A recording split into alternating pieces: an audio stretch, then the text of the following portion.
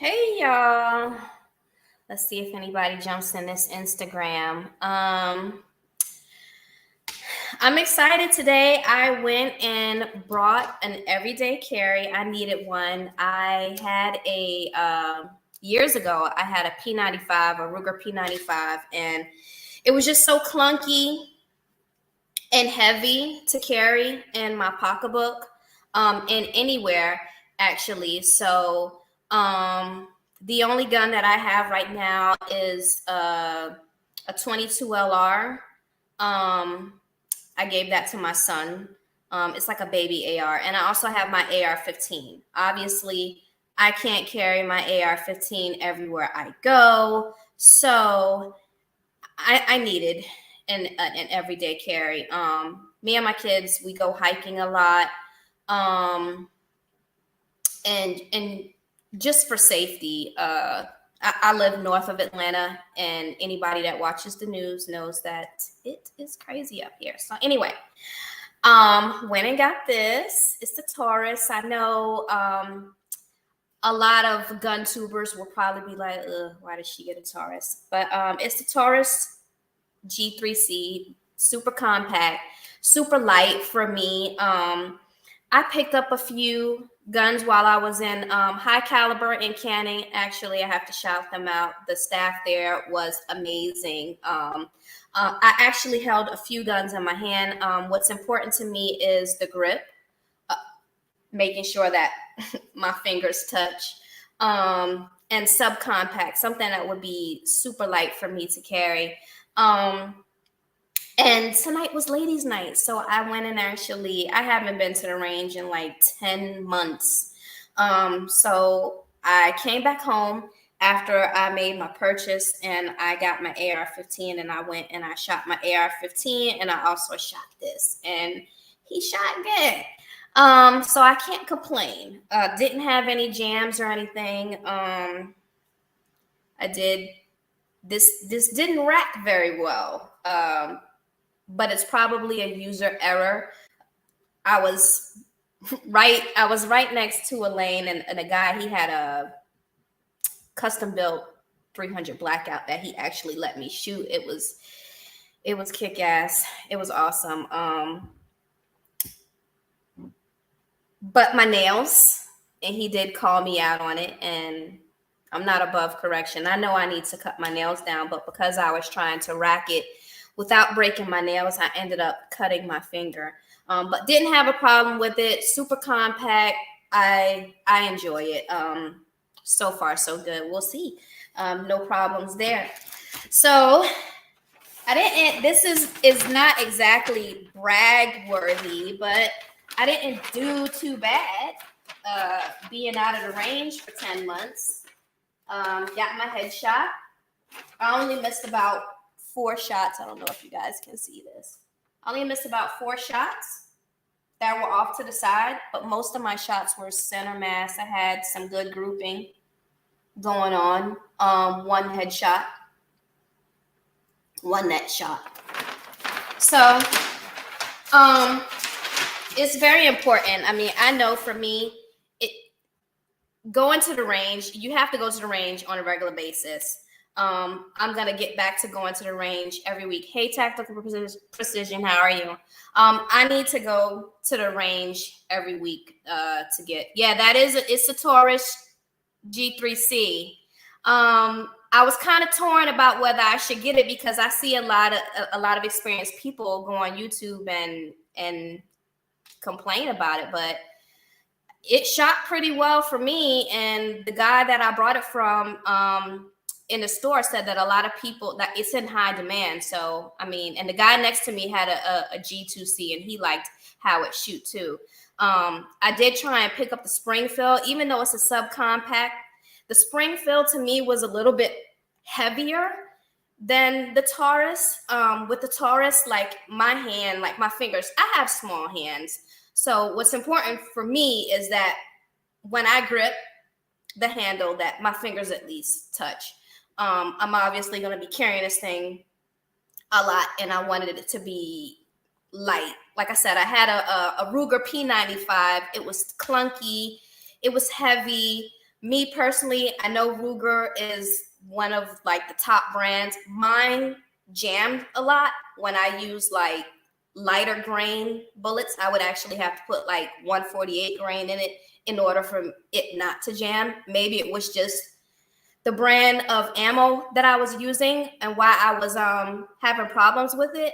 But I ended up giving it to my uncle because it wasn't subcompact, it was longer, it was bigger, and it just wasn't a EDC.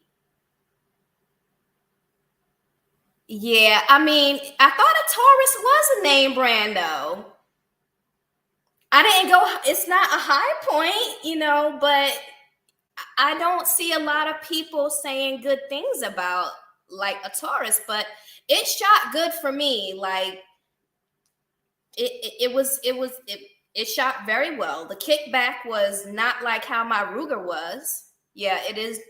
Taurus is new, really. They've been around for a while though.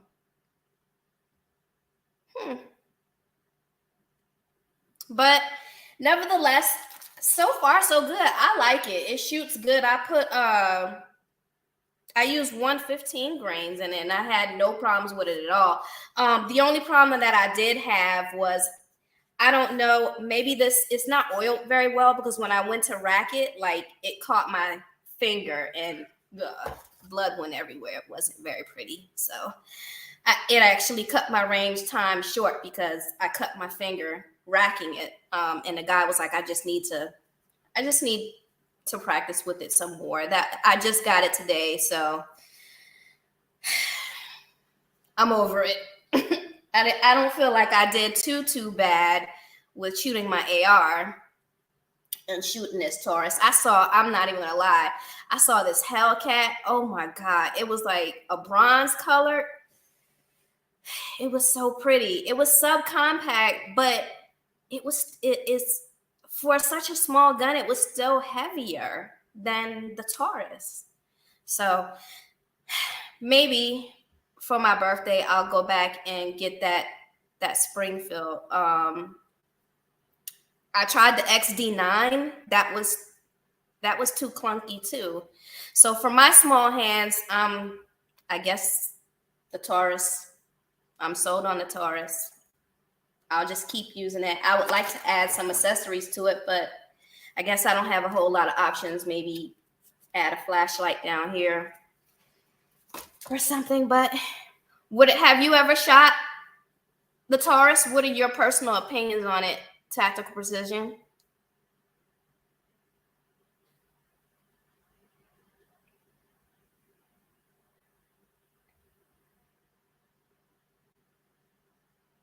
Are you still in the chat?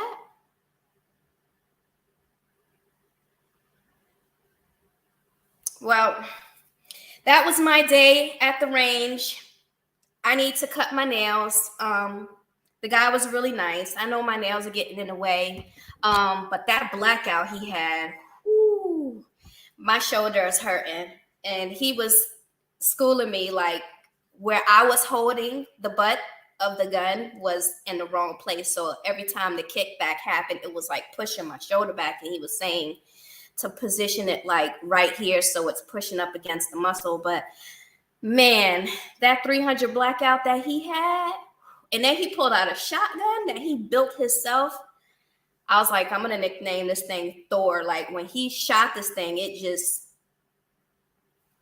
I felt like I was in the universe. That's how loud it was. And the hole was like this big. I was like, I feel bad for whoever breaks into his house because he was nice enough to let a few of us shoot his guns. But that one, yeah, I wasn't even going to play myself and try and do that one.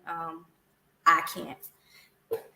Oh, yes. Canics are nice. I was looking at a subcompact Canic, but unfortunately, they didn't have any Canics there. They didn't have any. So I'm gonna try and go to another gun store before I make a purchase. Like I was thinking about just ordering one online. The Star. I was gonna order one online, but I don't want to order it and then when I get it, it doesn't handle well or it's not. I need something that for small hands. Those Smith and Wessons were nice though, but again, the handle part was a little bit too thick for me, too clunky. I saw a scorpion in there. Ooh, I wish.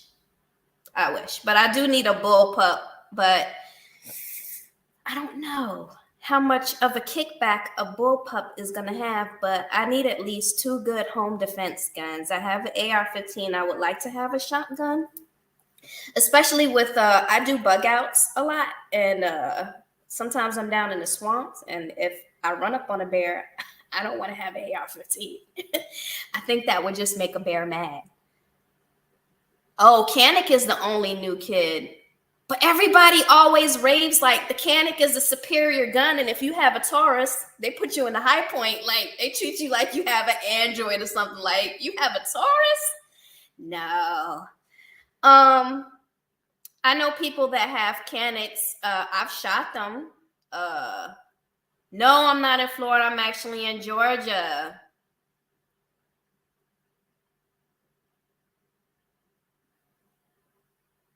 I actually moved up from okay, I'm new to this.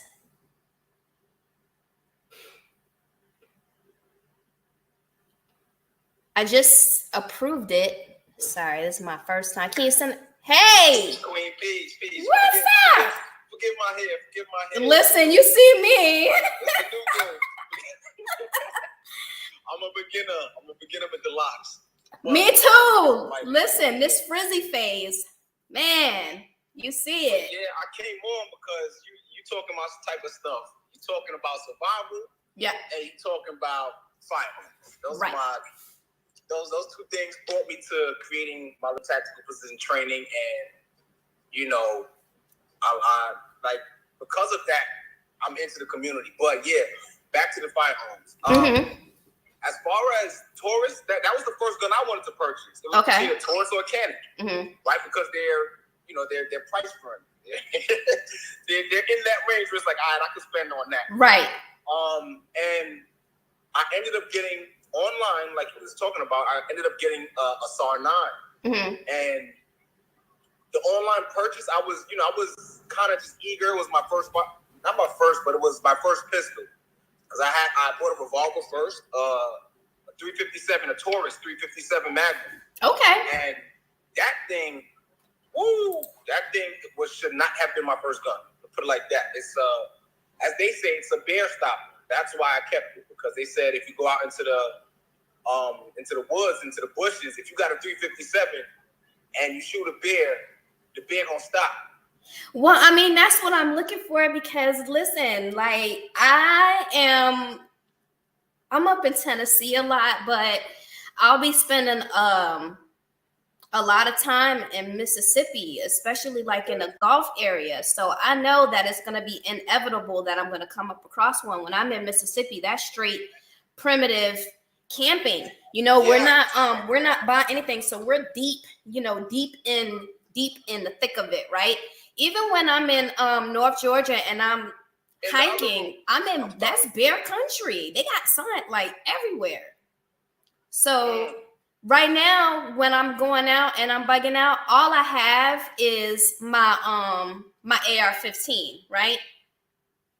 And I'm like, I can't, like, as I'm hiking, I can't tote my heavy ass AR-15 with me, and it's just me and my kids. And as it starts getting warmer, there's gonna be coyotes, there's gonna be bear. Like even when I went, the last time I went camping, I was in North Georgia, right by Anna Ruby Falls, and they had bear boxes out there. And the guy told me, he was like, listen, like these bear out here, usually they're supposed to be, hibernating around this time, but they're active. Like people were seeing them. And even when I was out there, like when we set up camp, it was a nighttime, so I really didn't want to start like grilling anything at that and put like those food scents out. That's it. So we're setting up, and all of a sudden, like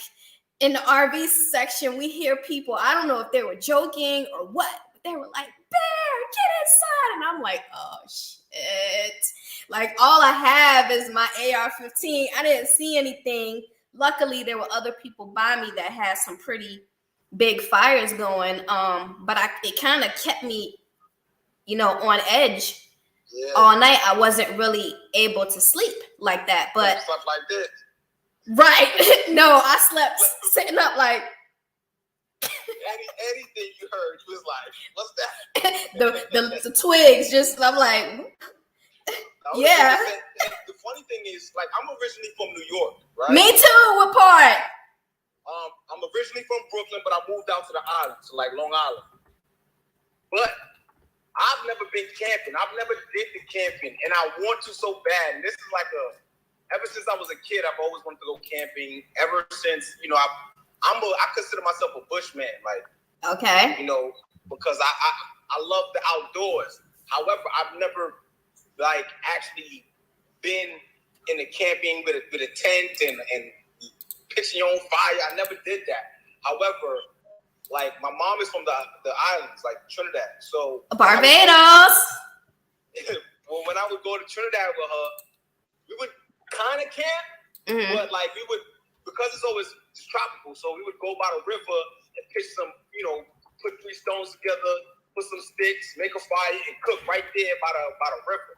So I've had that kind of experience that I always loved, but I've never went like camping, like to the great outdoors, just a sleeping bag and the essentials that you need and actually try to survive. I just, you know what? I just sent you a link. Can you come? And I want to definitely bring this conversation over to my YouTube because I'm on IG and YouTube. So if you check your DMs, I just sent you a link. Can you come over and hop over on YouTube, please? Oh, most definitely. I got you. All right.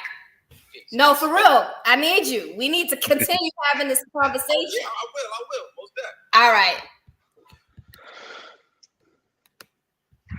All right, guys, hop over on YouTube. We're going to continue this conversation over on YouTube. You can find me segment of survival, waiting on tactical precision training. We're going to talk about bushcrafting, weapons, because, I'm glad.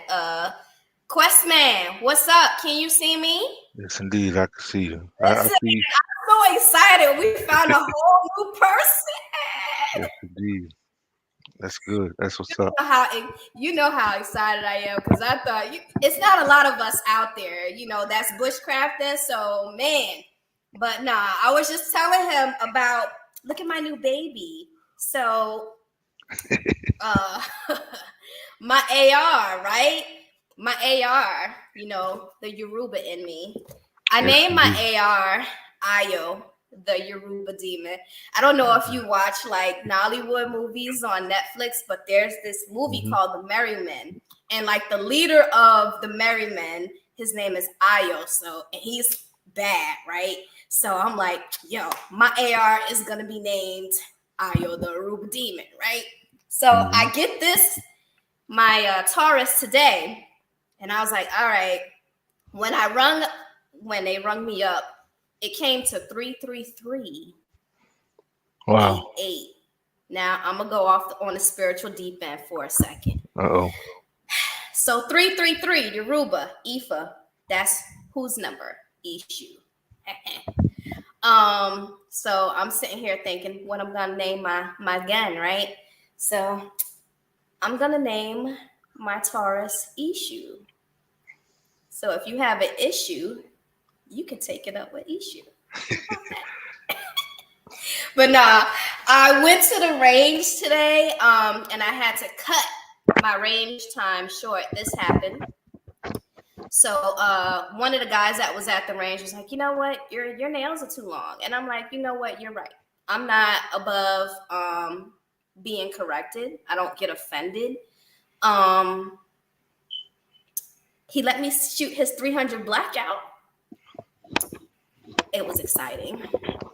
Anyway, But when I went to go rack the gun, I ended up cutting my finger because my nails are too long. I was more concerned with trying not to break my nail, and I ended up splitting my finger. So yeah. How's it going your way, Questman? Are you ready for our conscious camping? So for everybody definitely. that's joining April 8th to April 10th, we are trying to get some bushcraft skills in. So we have this event, conscious camping. It's going to be at Davidson River, Hisgod National Forest. A bunch of like-minded people, us getting together and just, sharing tips and skills, really. Yeah. So is your bug out bag ready? I've What's been. in your bug out bag? I've got quite a bit of things. Mostly like what I've been like building on is like I've got some solar you know you know elements there to keep Mhm. keep the electric live. I've got I've even got like I've got the medical aid. I've got the um like I've got in fact I had to buy a new one, a new Mhm. a gas stove, a little gas Did you get stove the there. chubby? No, I got a like a what it is I've got the stove. That's one thing. Y- But it's a propane tank stove, right? Yeah, but you put it on the inside. You know what I mean? It's like a square shape, and you could Okay. hold on. I'll show you what I mean. You got 'cause I've got a Guys bunch on of IG, in case you're missing, I'm on YouTube. So we're just talking about bushcrafting stuff. If you want to jump over on YouTube or not. Um, but yeah. these. So These are okay for like limited a time. Like if you were mhm. doing like some short trip, but nothing for Right. anything long. These you open the compartment.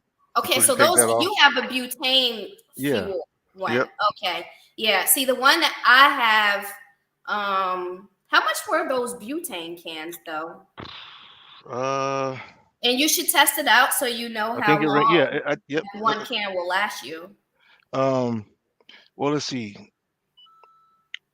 I'm trying to think here because I've used these a few times. This size. Uh, it's hard for me to tell because sometimes I'd have it on, like boiling something or just simmering something, and I'm trying to think of how long that lasts. Okay. It seemed like I got quite a bit out of it. Because Boiling something. I do this on this size, and those big ones you buy, the big ones. Yeah. I've got Yes. several of those. I've been trying to stockpile on those big ones, Mhm. because I'm just thinking like, well, if certain things happen and I had some of these, I still got energy, or I still got a Right. way to cook the food. Yeah. But Now we will have wood, so like in the this, event, even if we don't have gas, like yeah, we need to be thinking, what if well, I got like starters, starter tools and stuff like that for starting, fires. But hey, tactical. Hey, peace, tactical. All peace. I'm right. back. Yes, I'm it is. sorry. It took me a little while, but I'm here. I'm here. This That's isn't something you want to use for like long term. This is like, I wouldn't say this is survival. This might be like for like okay. a day or so, or maybe I'm eight working the ounces. camera. Let me back up.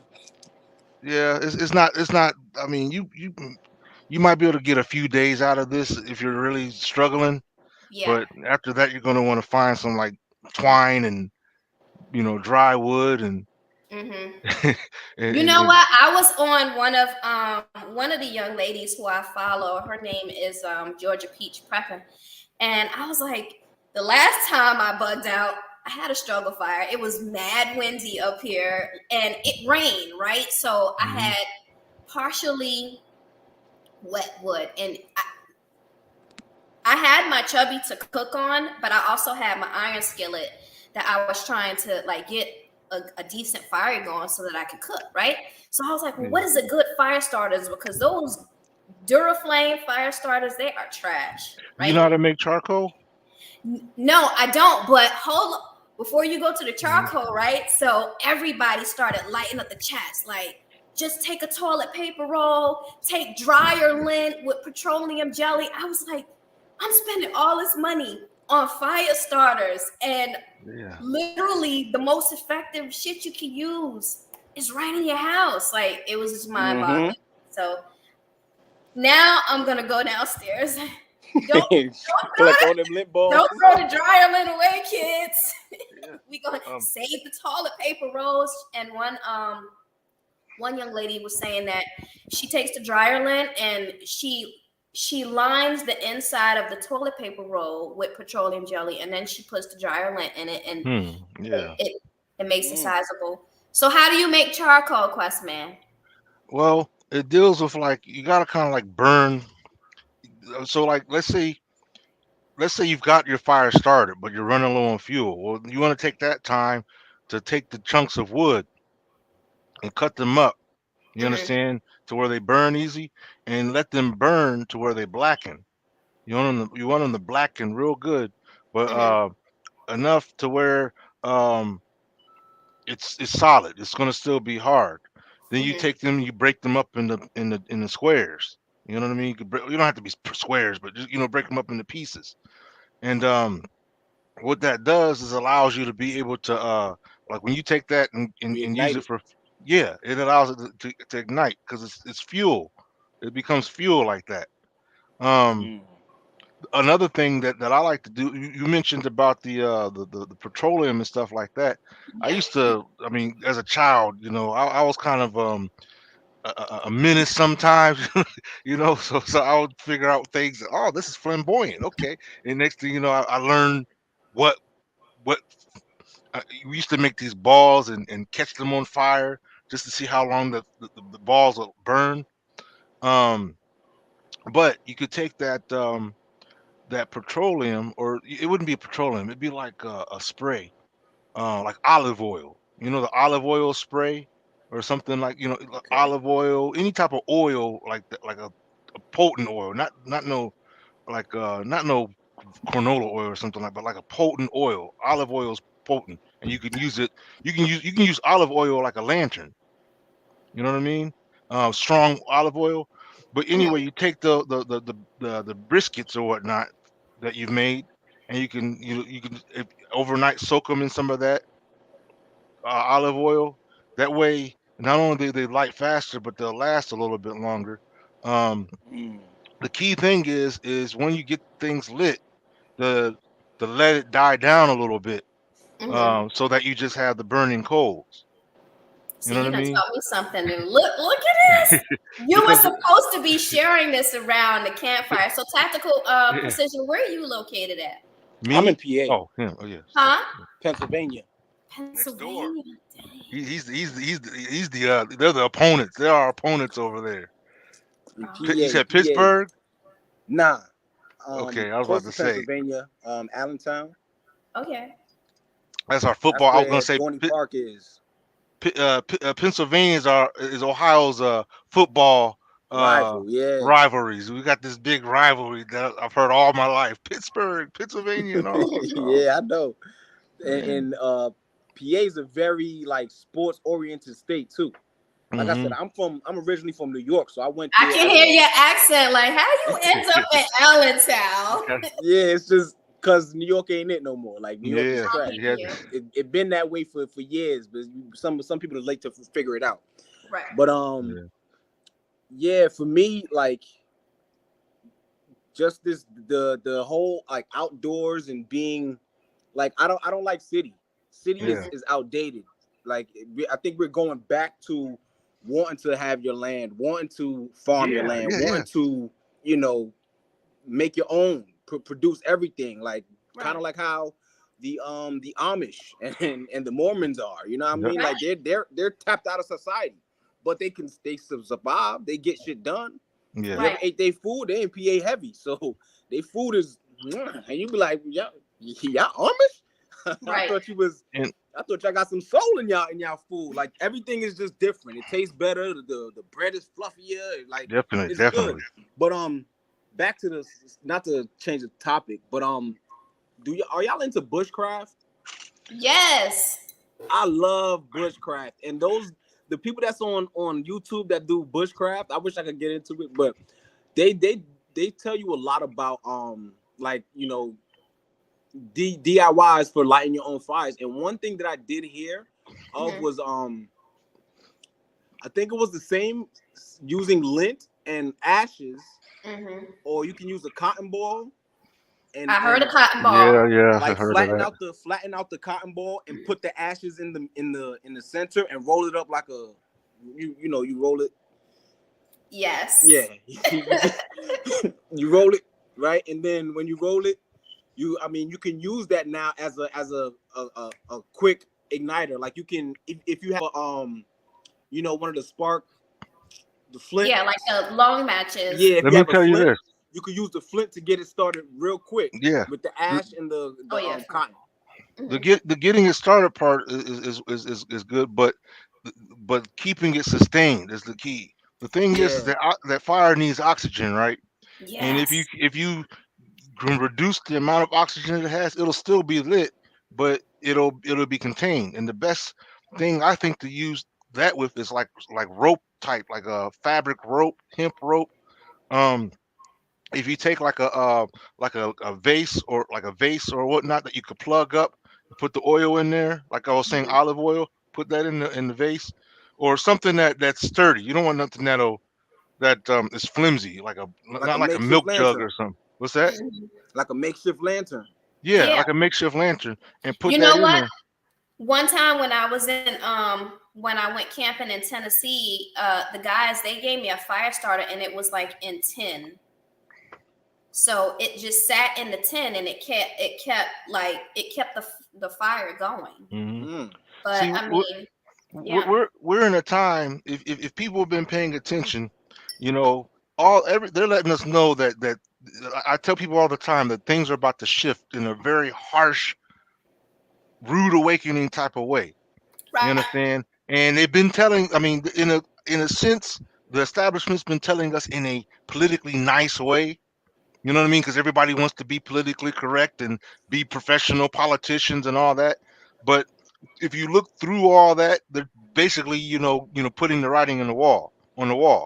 And I'm a tech guy, but I'm also a naturalist. I'm not. I can't say I'm much into the bush like you guys are talking about, but I do have a connection when it comes to naturalism. You understand? Dealing with herbs, dealing with roots, dealing with I've got like these they're called arrow gardens. I've got arrow gardens. I've got an in-house garden system over here and an outside. I think I've got some pictures on my IG. Yeah, But I've seen them. I but definitely have. I have a green thumb myself. One of my yeah, first organizations, because I'm like a serial entrepreneur. I try to, I'm trying. I'm gonna get out sooner or later. But I start my first like major organization I tried to start was Teach Our Youth to Grow. I still kind of run it, yeah. but I wanted to teach the youth how to grow food. I have a green thumb, so anything I plant, it grows. And I didn't know that some people can't do it. They Had don't have it watermelons like that. And herbs that's one of the natural abilities that I have, which is growing food. And like I said, it takes me back to being outside, being in nature, and loving the outdoors. Those things just come natural. It's something that just literally just comes natural. So yeah, I understand the part about being a naturalist, but I think we work well together. So it'll be like the nurse and the doctor, where I would cultivate the herbs and grow it, and then you be the scientist. You would take it in the lab, and you take it in the kitchen, and you make some medicine. Make some Yeah, medicine. you make your medicine. Like I was some years ago, I was amazed when I had kind of self-taught myself some things like sage, for example. Okay. Well, I was growing sage, and I never knew that it could stay lively, or it can keep living through the winter, right? Some plants, of course, they die, they bite the dust. But sage, it actually hangs around a little bit. Whether you take it inside Yeah. or outside, as long as you give it its nourishment, it'll remain, and then you can always take the leaves. That's the only thing. It kind of grows slowly. It's not a quick growing plant like basil or something. But you could take them leaves, roll them up. You could do all kinds of treatments with that. Injuries, people who get cut. If you take the ashes from sage, you can help with the injury. Cut wounds or whatnot. Good to know. Yeah, just little, see some of these things. The reason why I encourage people to learn, because some of it is like mathematics. Mm-hmm. It's like who had the idea that peanut butter went with toast and jelly? You know what I mean? You understand? There's certain things you just kind of like. Okay, it makes sense that this goes with this. Like, um, for example, recognizing poisonous plants or poisonous animals for that matter. You know what I mean? In general, most poisonous plants, if you look, they actually look poisonous. They actually Well, look not like there's all of them. Not all of them.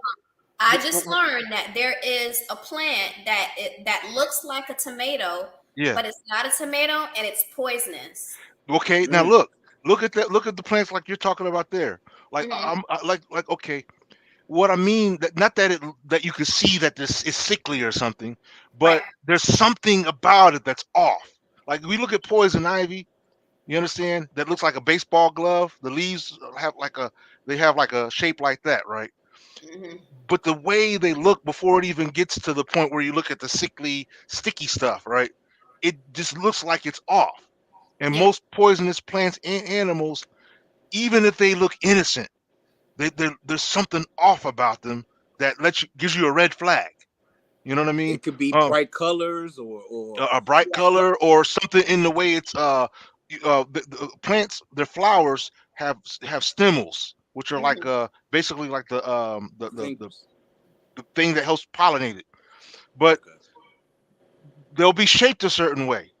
Like a there's this carnivorous plant, not a Venus flytrap. It kind of grows out. It looks like a fluff or something with spikes all around, like a. Yes. And the flies just were like, oh, look at this. It looks so beautiful, and then it just was like, it looked like.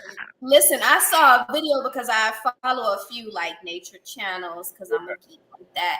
But I saw the plant that you were talking about. It's not a Venus flytrap, but it was like purple and pink. It looked very pretty, but then a fly sat on it, and it just was like and that's what I mean. Like plants that have issues, and animals that have issues. There's always something off about them. If you really pay, even the tomato plant, I can guarantee you, if you looked at that plant close enough, you would see something that's just not right about it. Well, it's a I think it's like a yellowish green color, right? Mm-hmm. But if you're looking at a tomato that's not ripe, it might be that color as well. Now, I'm not saying people are going to be out there like eating unripe tomatoes. But what do the leaves of that plant? What's the name of that plant? I would have to look it up. Hold on. Oh man, because I want to see what the leaves of that plant look like. What its trunk, what its stems. See, when I look at plants, I don't just look at one part of it. I have to look at like, what does its buds look like? What does its flowering look like? How is there anything sickly on its branch? You're a botanist? Well, I'm a jack of all trades. Something like that. Something like that. I got in the know of these things, and you do. So you have to pay attention. I mean, I remember I was a little boy and I knew how to eat I could take certain roots, and I learned this. I can't remember. It might have been in those days, Britannica Encyclopedia or something. I used to just really read and study and look. But there's certain roots that pack water. They have a lot of watery substance in it. And they're related to like carrots. Carrots are vegetables that grow in the ground. The reason why they swell up is because they're absorbing the nutrients in the water. So like, your tumors, your roots, carrots are roots. Tumors are basically roots also, but they're just swollen parts of the root. Tubers. I said tumors. Tubers. Not tumors. You don't want to bother any tumors, but tubers. And there's different types of tubers, not just potatoes. There's other like wild plants that actually have tuberish substance to them as well. Even like radishes. Radishes are roots. They're basically a swollen root as well. Turnips and stuff like that. But it also makes sense to make sure you get an idea of how fast plants grow and what grows good together. Because some Mhm. plants will kill other plants, like basil.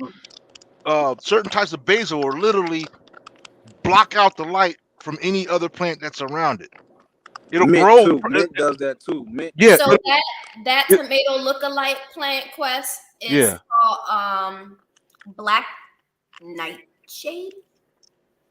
Okay, Black hold on. nightshade. But it looks like a cherry tomato. Okay, but hold on. I'm about to show you something because I see the problem right now just by going. I didn't even look at it for a few seconds.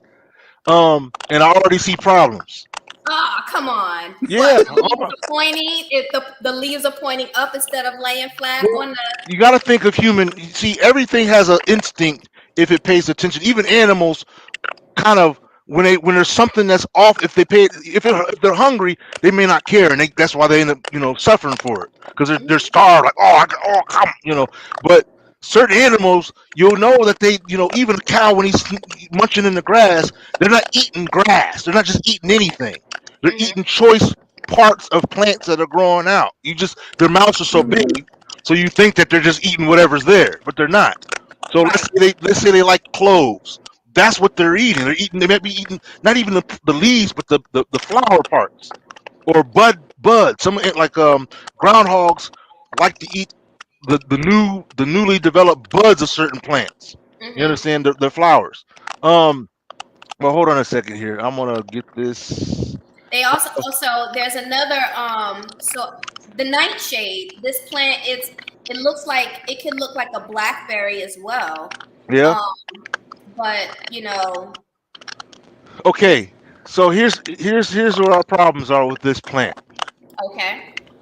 Most plants that herbivores would choose they have like a fullness texture to them.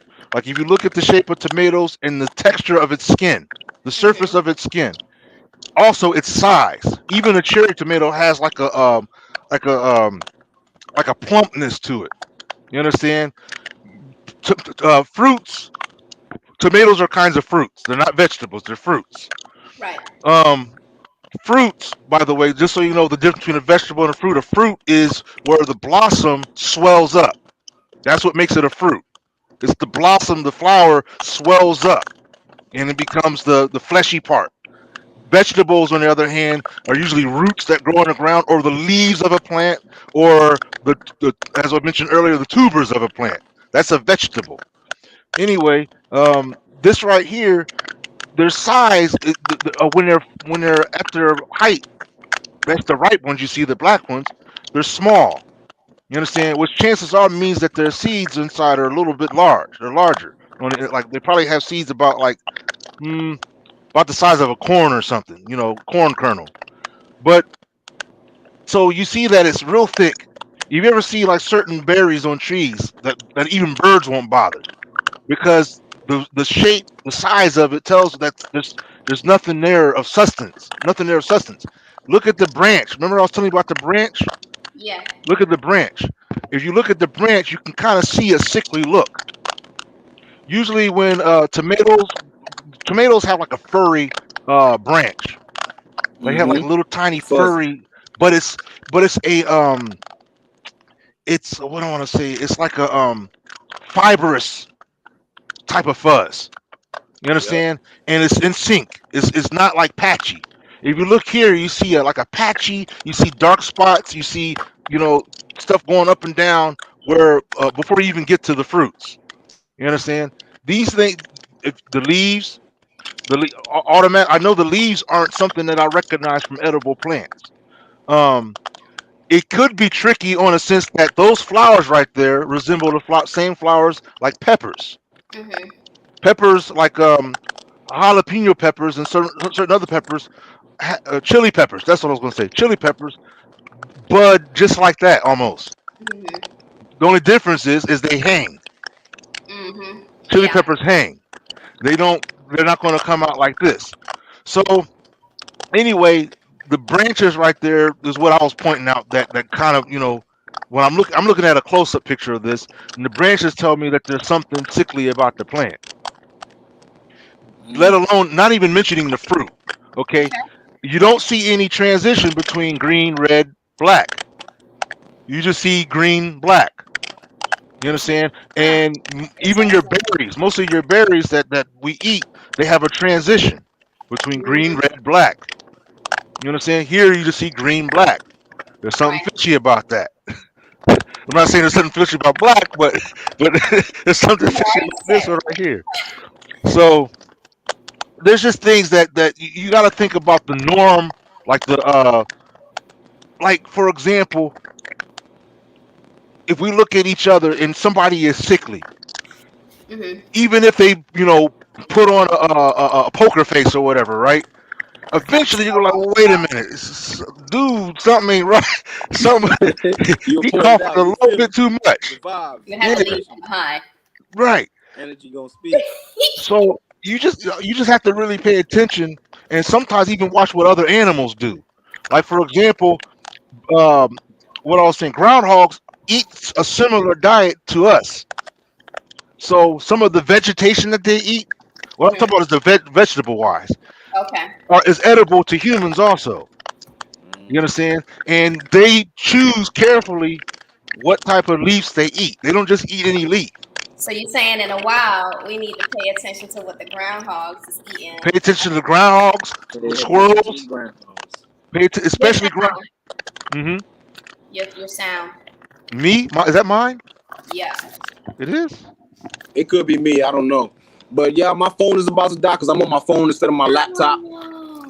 So, segment of survival. It is a pleasure seeing you and meeting you. You as well, sir.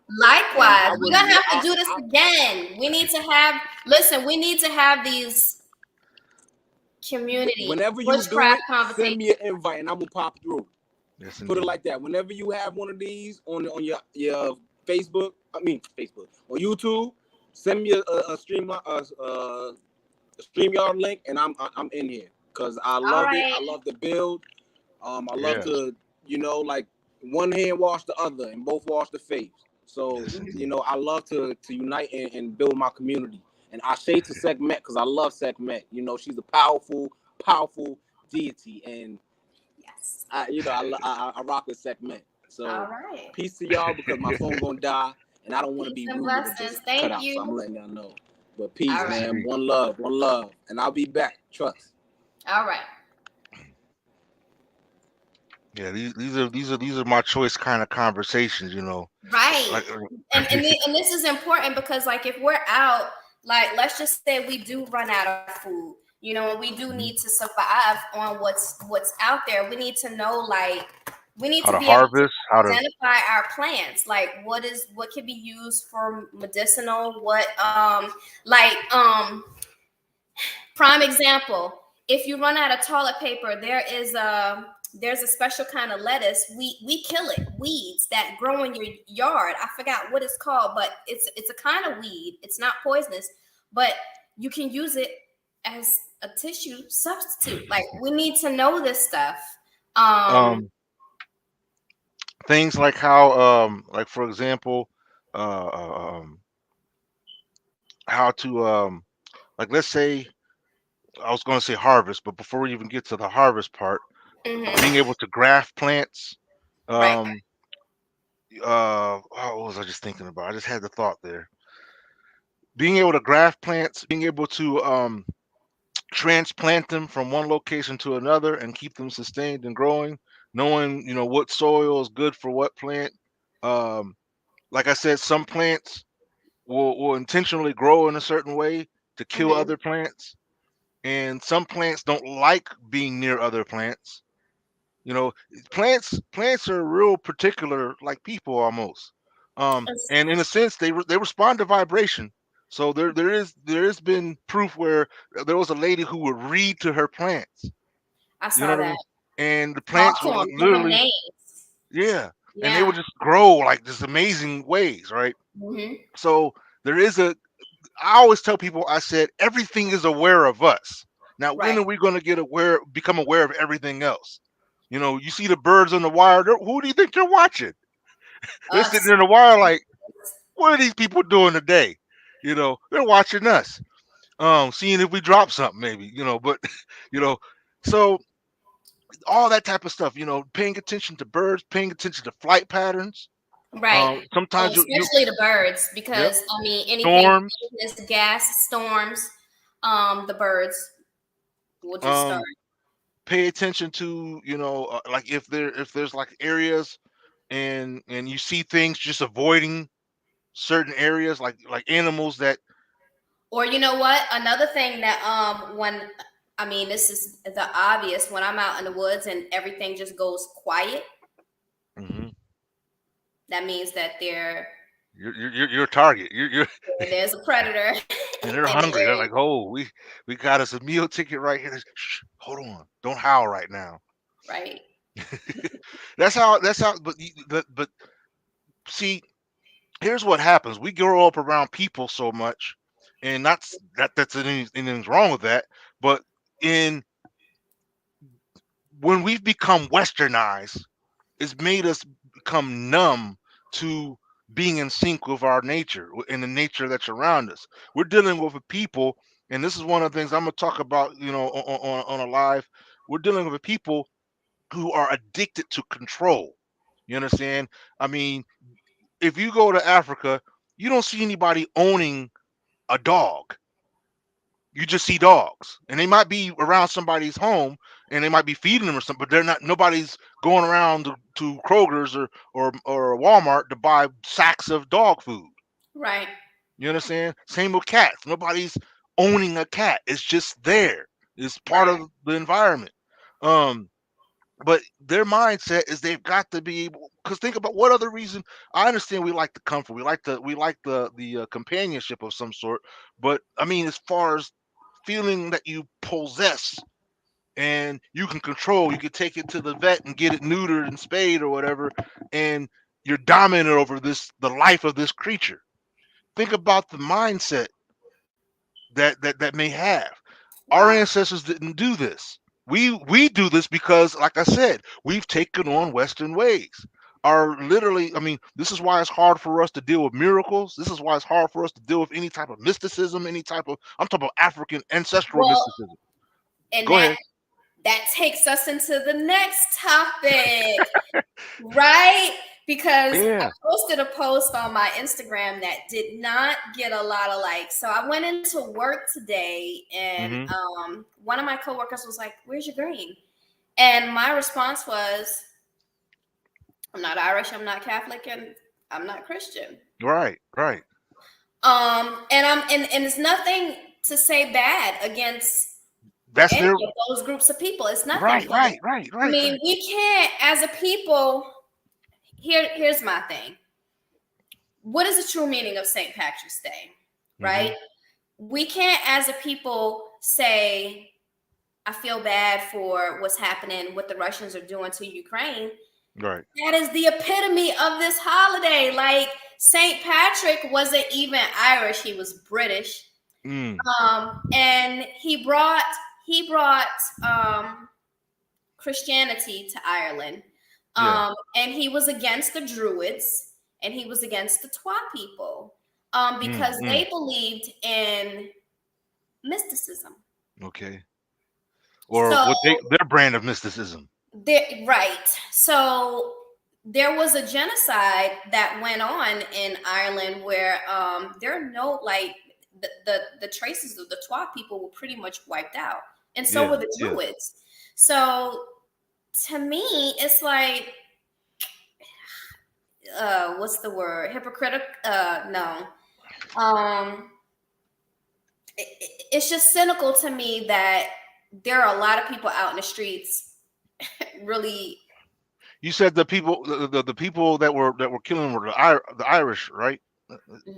Okay, if I remember correctly, see, if we go back in the time, the ancestry of the Irish and even the ancestry of the Twa, because the Twa are one of the oldest of our people that are still alive today. They go, I mean, hundreds of thousands of years, not just hundreds of thousands, but like some even say put them at a million marker.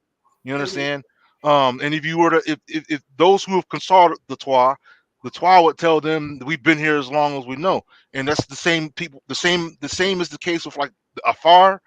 There's certain tribes in Africa that, as long as they know, and when they're saying that, they mean, I mean, it just, oh man, see, you gotta make sure that you tap into my live, because I'm having a live that talks about this whole thing so in depth when it comes to exposing the lie of our enemy. And see, Mhm. here's the thing. This, for people who might listen, this isn't the hate on anyone, but this is to set the facts straight. You understand? And really get back in, touching the base of who we are. Um, these Irish people descend from a group of people who, you got the fire dancing community. You understand? You got the, where did that come from? Um, that came from a group of people who ended up descending from a group of people called Cro-Magnons. Who are the Cro-Magnons? Cro-Magnons were one of the mixed breeds of Neanderthal and human. You understand? And I have to reiterate, the Neanderthal, which actually lived at the same time as the Homo sapien, not before, but the same time. Um, they um they there was interbreeding that took place. Mhm. A Neanderthal is not a human being. You understand? Just like a dog is not a cat. Well, I mean, if you look up the definition of a human, like what we are known today, we're known as modern Yeah, human. but not just So anybody. Not just anybody. Okay. Oh, see, I'm trying to. we're gonna save that for your Yeah, live. that's what I'm trying to do, because I want there's a lot of juicy stuff Now, here. that- I just mm, wanted to. If I wear green, I would be wearing green to represent the Twa people. I think yeah. that they're not, talked about enough. It's like they didn't exist in Ireland at all. Um, The other thing that happens is they try to disassociate them from us. That's something that I've noticed about a lot of our ancestral tribes, like the Twa, Hutu, and what's the well, one it's up not north? they. I mean, let's be real. Our I community can't think of the has a name. big problem of dissociating ourselves from each other. But that's acquired. That was acquired. That wasn't innate. No, Um, it's been tribal for a long yeah, time. you're right. You're right. It has been tribal. We can't even blame anyone besides ourselves for that. Mm, We've always dissociated from one another according to tribes. Like if you look like, come yep. on, Yoruba, like Yeah. me, right? Yes. Now you see over in Nigeria how the Igbo and the Yoruba feel Yeah. about Yeah. each other, Yeah. right? Okay, so that's existed for a long time, and There it's was existed before colonization. Some there were things. tribes, right? That that let's say they were together at first, right? And then something happened where it broke them apart, and this group migrated, and then maybe some years they came back, and then they ended up being enemies. You understand what I'm saying? Like not vehement enemies, but they ended up being like, well, what do you want? What are you doing? And they fight. Um, Well, of it, course. I mean, it all goes. The fight. All it's it's okay. So when you believe something different, that's the issue. Because yeah, I mean, different experiences and stuff. our ancestors, some of them migrated to other places because Mm, they didn't want to continue to believe the spiritual system that existed. But right. we're not going to go deep. Yeah. That Yeah. is a conversation for Indeed, it is. But um my thing is that we as a people, I think we just really need. I mean, we've had plenty of time where all these factors are have been put out there mhm, to reflect, to really learn certain certain mistakes. mhm, I mean, right now, if if for whatever, let's say, just say something came in all of our dreams and said, hey, I'm gonna give y'all, I don't want to say a second chance because we've had chances, but I'm gonna give y'all this final chance. Y'all been through all this. Y'all been through this for 400 years, this for 1,000 years, this through this many years. You've had this happen. You've had this dynasty collapse. You've had all these things, and you've got all the reference material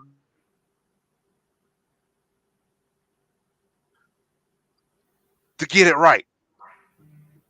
You're smart enough now to know there's no reason for you to be divided with these. There's no reason for you to be divided with yourself. You've got too many resources that have properly educated you, properly informed you, properly developed your skill set, your mindset. Let's see what you do now. And I think that I'm saying that because I think we should be. I mean, we should be, you know, uh, politically correct. We should be adept enough now. And But yet, we're too comfortable. Again, we're too comfortable. I mean, you're right. let's take this back to bushcraft and the whole. There's not. It's amazing to me to see people like Tactical Precision that's also in the bushcrafting, because like when I talk about bug outs or or hiking, and a lot of people are like, "You're into that?" Like, yes. And more of us need to be into, like, when I dug deep, like into who I was, most of us were hunter gatherers. Yeah. Most of us are hunter gatherers, so it's in our DNA to, like, it's just in us to be out. Outdoor survival should be like second nature to us, is what I'm saying.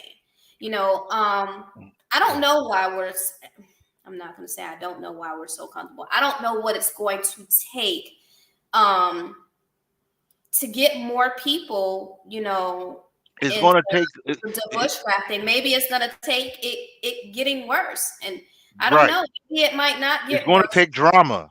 Well, not even drama. I mean, there's an expression that says, after difficulty comes ease. But the thing about that expression is it holds true that the reverse would be applicable as well. After ease, difficulty.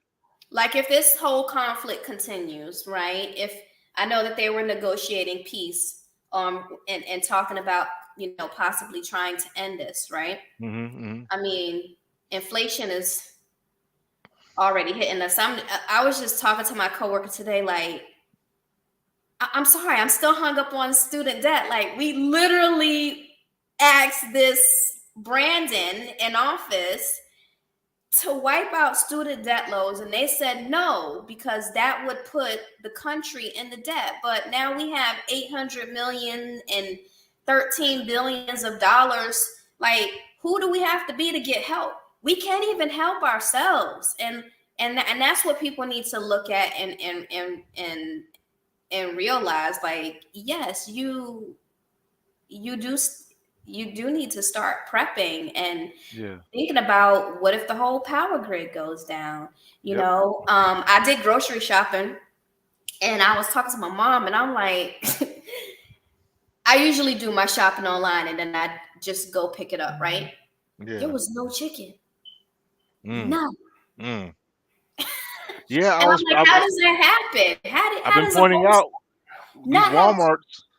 Yes. And you look at this. I mean, they got whole sections where there's one grocery store, and this is a black-owned grocery store, right? Where literally they had their shelves, like they had groups of bread here and then some space, but because they was trying to make it look pretty. You know what I mean? You know what I mean? To keep it professional, right? But it was hard way to go, because you could just tell that, hey, they're missing stuff. They're spacing this out to make it look nice, but in reality, it's spaced out because they just don't have it. Right. So they're fluffing. They're trying to fluff it. The thing about this is, even if the drama was to stop today, the effects of it are still. I mean, it's like a tsunami. Tsunamis don't just start with a huge tidal wave. They start way deep in the sea. You understand? Way deep out in the sea. Like they say, butterfly effect type stuff. Before they ever get to the point when they finally get to the shore and are okay, now we're gonna start shoring up and building up. But all that's momentum built up. Everything there's nothing that's going on the globe that's not associated with other things that are going on. Everything is interconnected. So Right. whatever, That's obviously apparent, yeah, for us not to have been dependent heavily on Russia for oil, why the hell are our gas prices so high? right. Um, What are you you not know, telling us about that? Right. what is going like what's going on? Well, how do we have And we have all this we have a stockpile of meat gas over here. how do we have a meat shortage? Like what's going on in agriculture to where these are the questions that we need to be asking. What is going on? Yeah. Why does the store not have chicken? What are the farmers not getting? What kind of assistance are they not getting? What's happening to And that's cause what I this mean, ripple effect? And yeah. those are the conversations that I don't really see being had. Hmm. As far as like wheat and stuff like that, I know that Russia is like a huge supplier of that, right? And they were threatening to cut that off. But we had shortage issues before this conflict, though. Right. So it's only but so much can be blamed. And like I keep telling people, I feel Yep. like this inflation is I know it is. We're paying for those stimulus checks that they gave us, and I mean we Yeah. have to pay for it somehow. Nothing is Right. ever I for said that free. too when they were passing them out like that. Like, Um wait a minute. but I'm like, and it got me to thinking too, like, are they creating like a fake shortage to get consumer spending up? Because think about it, if you make people think that there's a shortage, what are people going to do? Mm. They're going to constantly go to the store because they're going to be looking for that thing that's short, right? So Well, you're driving the demand, right? And you're making it seem like there's a lack of supply, and mhm. that builds up consumer spending, which has been down because COVID taught us all to just buckle down, Yep. and they Yep. need people to spend money. Well, So here's is another there thing. really a food shortage? But either way, we need. I'm more of self-reliance. I like the things that I'm seeing from people that homestead and Yeah. do they have their own farm, they grow their own food. So guess what, I don't give a damn what you got going on in those grocery stores, honey, because Yep. my situation is good. I want to you know I want to get to that. I want to have my own land and homestead, so Yeah. that none of these issues that go on will affect us. And that goes back to a previous conversation where we were having, like, looking into places where they give away land for homesteading. Yep. Like, how can you do this in an affordable way? And there are states out there that do give you free land for homesteading. I think that we need to, Developing. Yeah. you know, Um, um, I think that one of the things that'll really help us out in our time mhm, is when we start freeing ourselves from the dependencies that we become comfortable with.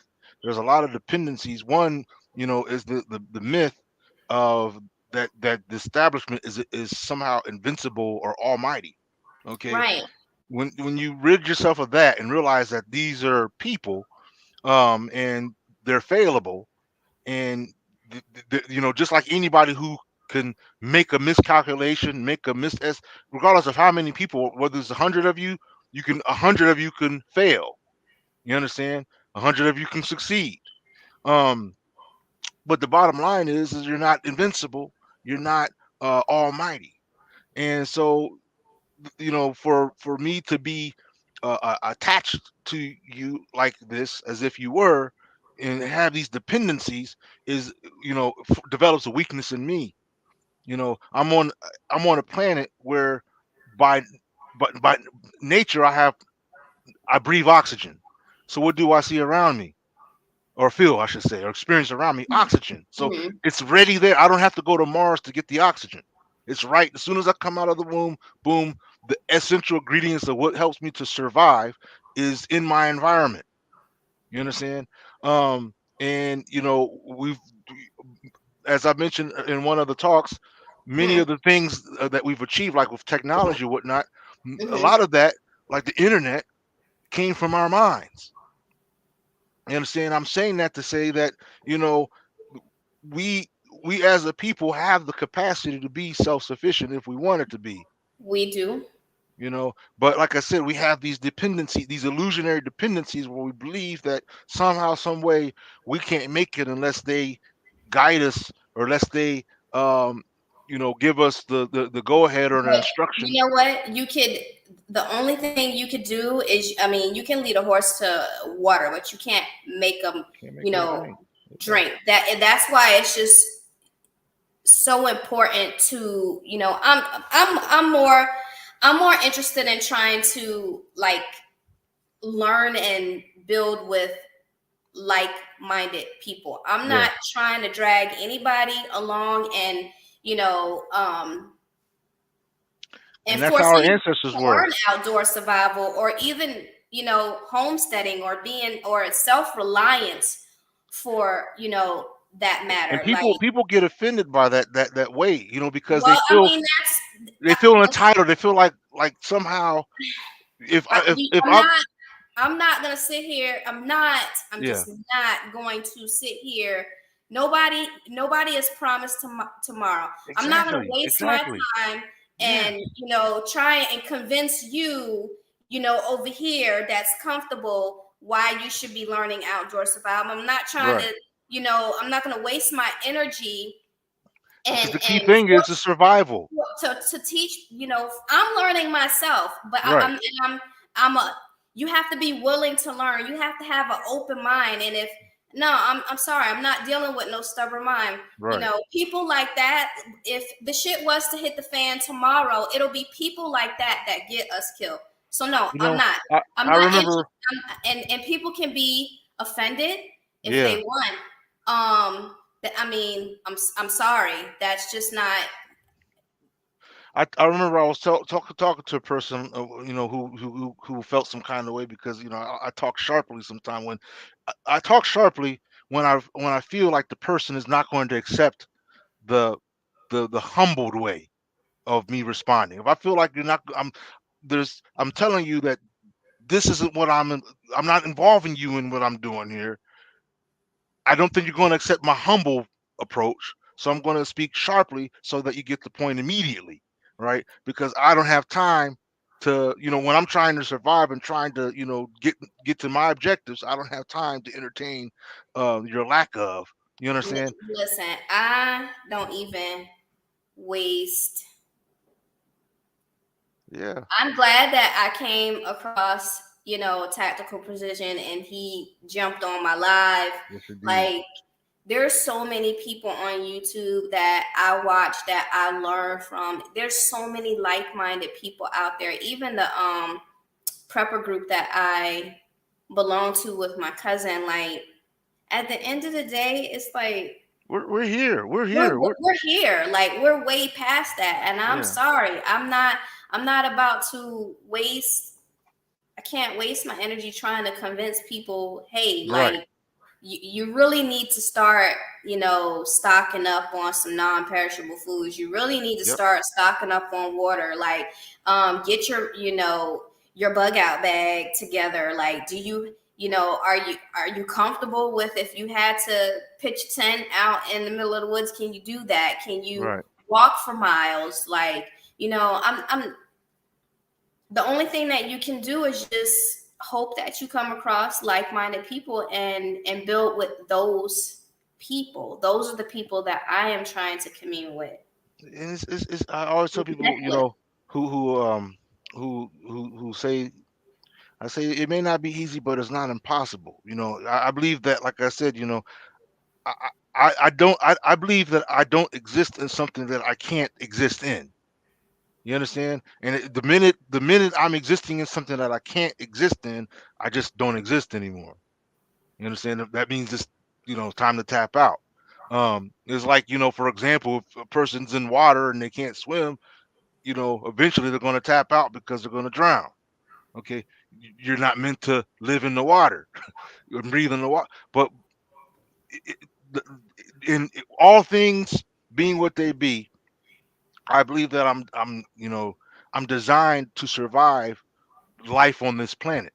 Hmm. Okay, that's the reason we absorb the solar, energy and things of that nature. And if, like I said, if you look at our ancestry as a whole, you've never heard any reports about ozone pollution. You never heard any reports about um No, we did that. right. We created, you know, So pollution those and elements. amongst our ancestors, that we appreciate, we saw that they were in tuned.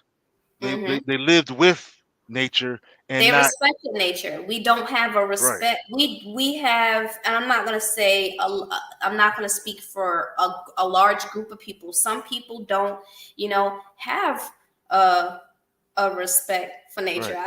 I have To them, it's I like have a nature is bird meant to nest in be. my grill, right? I Yeah, have my little resident birds, and I don't want to disturb their nest because I know yep, yep. obviously they built their nest there because they felt like That it they was would be safe. safe Yeah, there. I yep. respect that. Like, I'm gonna let you have your moment until the Hmm. springtime, You gotta and then go. y'all need to move. But now for real, like, we need to just respect nature, Yeah, just respect it. And when you watch movies, and I know this is going to seem so weird to say, but when you watch movies like Avatar and you see how, like, they were meditating around a tree and how they felt like the life force was in a tree, like, yeah, look at the Amazon, like, they're cutting down all those trees, and yeah. Because for them, like I said, they're their destroying the their planet. mindset is about dominance and extracting whatever they need, regardless of whatever Resources, the yeah. expenses are. Everything is a fight over resources. And And when it runs out, what is their mindset? Well, let's go to Mars. You you know know, what? I was watching I was watching season 10 of American Horror Story, right? And hmm it was about aliens. Okay, I'm weird. Don't yeah, judge me. no, go. It was about aliens and how they, there's it, it was really funny because they kind of it was like a parody of, yeah, they didn't really go to the moon, they just staged it. And it's, I mean, come on, do we really believe? Yeah. Let me not go off into my conspiracy theories. The hmm whole season 10, I won't, it's like a conspiracy theory. If you thought it was in season 10. So they were making like these human alien babies, right? Mm. Like how, conspiracy theorists, they think there's the reptilian people, right? Yep. And so they were trying to create the perfect looking alien baby that looked like a Mm. real person, but it was an alien. So they were, taking women, and it was an agreement that the government had made that you could take X amount of people per year, and they were Mm. experimenting on them. So they were kind of like doing parallels, like, you remember when back in our times, back in the day, where people were like, they got abducted by aliens Yep. and That was a popular thing. experimented on, or some people never, yeah. So in I say that to say, the going back to resources, the lady, it was Eisenhower's wife, I believe. Mm. um and the alien told her, we would you would we would never want to live beside y'all, and because we could never coexist with y'all. Y'all can't even coexist with one another. Like pretty Right. much we would just want to take your resources. Like everything is about resources. But if you look at it, it's like, That's heavy. it's very, we can't sit here and believe that we're the only planet in the universe that has life. And I can only imagine like other countries are looking at us like, y'all over here trying to tell us how we should be living our lives, and look how y'all living y'all life in America. Right. Like, I think that see when they did what they did to our ancestors that got us here in our predicament that we are in now, um, when it comes to the cost of knowledge, I think we really need to grasp the idea of just how much knowledge we've been hindered from and replaced with their BS. You well, I understand? mean, look at it. I mean, but are we surprised? Look at what's No, happening now with I mean, Russia, yeah, some right? people You are, have but you have Russia saying, "Hey, let's shut down all the news, and we're only going to put out the news that's favorable to Russia." And you have the United States saying, "Hey, well, let's shut down everybody, and we need creators to step forth, and we want this narrative being pitched." So we shouldn't be surprised. right. I mean, the Dark Ages happened. Hello. Yep. What was the Dark Ages about? They burned everything, and literally, we're in the Dark Ages. They got rid of everything that they didn't want you to Isn't it funny find that this the guy in that house this time and the guy that was in that house before, both of them brought out the idea of this was on regular broadcast news, regular news. They were out. talking about extraterrestrial uh involvements and stuff like that. This is, Well, you see, like, and I'm just thinking about how finally, that after all these years, after exactly. they talked about storming Area 51, and they was Hmm. like, all right, we're gonna need all y'all weirdos to calm down. Listen. See, what had happened was back then we really did encounter some aliens, and oh, here's some footage from over the years where we've seen like UFOs. Yep. Yeah, Yep. but I mean, again, it would Well, we do a good job of destroying where we live, and each other. you're right, and it makes me wonder. There's that old saying. There's an old saying, "As above, so below," and Mm-hmm. I point that out because I'm thinking like, well, how long have we been at this? Like, how long have we been? I mean, having the adversaries that we have. How long have we been having, the type of oppositions that we've have? How? I mean, just how long has this been going on, really? And because here's the thing: when we're born into the world, everything has a newness to it, at least the appearance of newness. And when I thought about it, I said, well, that's because even if you form this structure, genetically speaking, the composition of your brain is going to be new, so it doesn't have anything contained in it except for its experiences, um, that it takes on as it grows.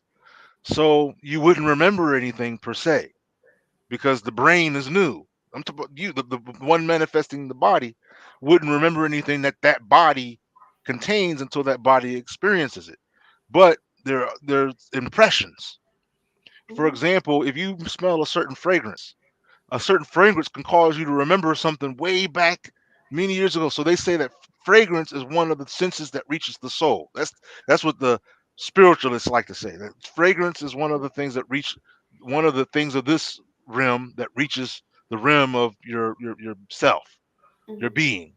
And so that brought me to thinking about like, well, when people, there's some people who do get caught up into the cycle of being rebirthed in this realm again, um because of the nature of things. You got to understand how gravity works, how uh magnets, all that stuff, because then it makes sense when you do the math. It makes a lot of sense when it comes to being released or being bound. And um they retain certain memories. And I mean that there may sometimes it's not always as detailed, but they say, oh, I remember something about this before. You understand? I remember something, the deja vu type things. Yeah. But more interconnected than, commercialized concepts of deja vu. Um, and I'm saying that because for me, life manifesting it all follows the as above so below concept. Mm-hmm. So if we think about our presence here and the fact that we don't know our beginning on this planet, you understand, while we do know theirs. You understand? We know when they started to develop. I'm talking about scientifically. We know when they started to develop as a civilization and when they weren't a civilization. We know when the interbreeding started to take place between us and them. You understand? And when their variation came about. Um, I'm talking about their version of so-called modern human because they like to put a spin on things. But life in general, I'm talking about.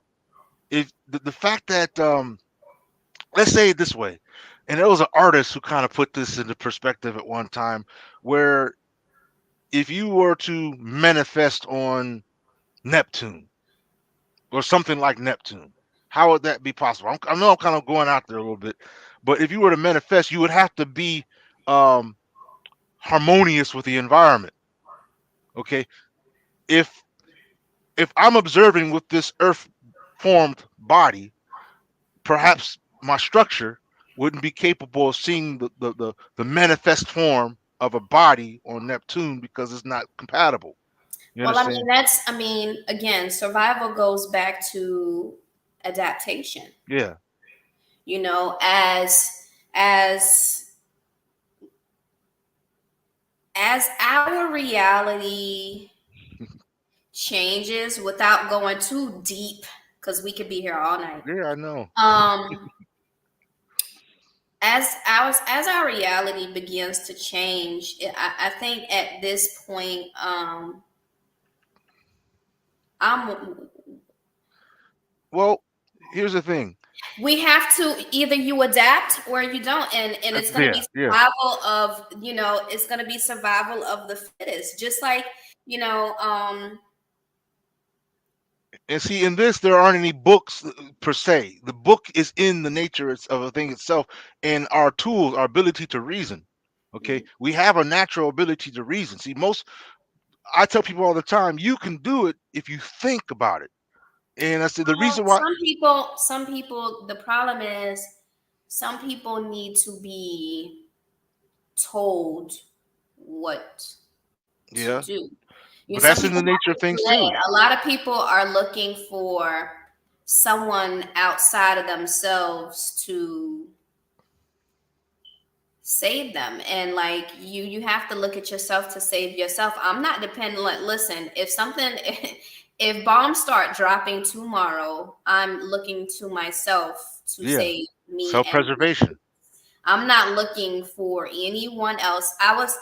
Um I was having a conversation with a family member, and I was like, I really feel bad for all of the people um, that are stuck in Ukraine and can't get out. And Yeah, the person was like, well, all you could do is just pray. And I'm like, at what point do you stop praying and you put some action behind that prayer? right, Like, right. When does it and translate? that's the same thing here. Well, Like, as we're looking at their situation and we're feeling bad, like we need to also look at how our situation is deteriorating here and what we're going to do about it. Like, um, I I believe we need to remain, where we pay attention to the nature of things. If you look at anything that exists, I mean, our examples of, the wisdom of the way, our way, we find it in everything else that's around us. Everything else that's around us is is following code. following. I mean, from the tiniest things. If an ant can get this and Right. figure this out, why can't something that's much more complex than an ant get Right. it? Well, that's why I'm like, my cousin, she's also a herbalist too. And I went out and started just every time I'm in a store, I buy seeds Yeah. and more seeds. Like I was Yep. watching, I was Yeah. watching on YouTube, like these zombie apocalypse homes, right? And there's this house, and I want to say it's in Poland, but this couple brought a bunker, an abandoned bunker, and Yeah. underneath the bunker, like they got like 3,000 seeds. They're ready, if Yeah. anything, I remember that. grow anything. You know what I mean? So, like right now, I still have to learn. My son is more of the green thumb. I'm struggling to keep my little pothos plant Yeah. Yeah. alive. He's more of the green thumb than I am. Like we are about to start our home garden Yep. here indoors. I was gonna do them like in Tupperwares, just in case we move, we can bring them, like you were saying, Yep. repotting them, moving them easy. I feel like if we put them in Tupperware, if we move, they would be easy to move instead of putting them Be in. sure that the Tupperware, if you do use Tupperware, try to find something that has like a greenish tint to it. Okay. Why Like greenish? not a heavily greenish, but like a very transparent, very, very transparent greenish. Because there's something about when you're transplanting plants, there's different types of effects that different shades of light do. That solar light does to plants when it's transmitted through film. Certain like blue, yellow, red. Like if you put it through red light, it'll be very thin, a very thin plant. Like for example, when you see plants that have huge leaves, and then the same type of plant, it just is its leaves are skinny, but it's just tall. That's because of the value of light radiation that's reached it. You know, so I know earlier you were saying that certain things should not be planted together, and that's yeah, something that I want to learn more about like too as I thyme, like build. thyme and Mhm. basil. Okay. You don't want to you don't want to grow them together. Okay. Where you can kind of put them like like make the thyme like a parameter plant. Mhm. Like if you have basil right here, like a group of basil growing, Mhm. they'll be fine growing together because they respect each other for whatever reason. When I don't see basils trying to you know kill each other. They'll grow the leaves and they'll literally grow out like there's a basil plant right there, so I'm gonna grow like this. Um, but Oh, other plants, mhm. it's like they'll literally just smother it. Yeah. You know what I mean? And So like you I don't care shouldn't that it's there. even if I have like a large Tupperware, I should not. So not just thyme and basil, but like vegetables. Is it okay to? I only use those as an example because of the difference Mhm, in leaves. Thyme has little tiny leaves. Basil has mhm, it can have big round angular leaves. mhm, But as far as the Tupperware, I'm referring to that regarding however you transfer your plant. mhm, Uh, because I mean, I don't know. Are you covering the Tupperware a certain way? The best thing you should do is take like a what do you call that fabric? It's like a that wool. black mesh Yeah, flap. that like The okay, yeah, I know what you're talking take a about. bag like Yeah. that and put the dirt in there and Mhm, put the plant in there, and mhm. then take like a thin green, uh, not really a plastic. It's like a them when you get the grapes at the grocery store, Yes, I know what you're those talking bags that you pull off. Well, if you about. had one that's like that but sort of greenish, and you put that because it's very thin, it's sort of still breathable.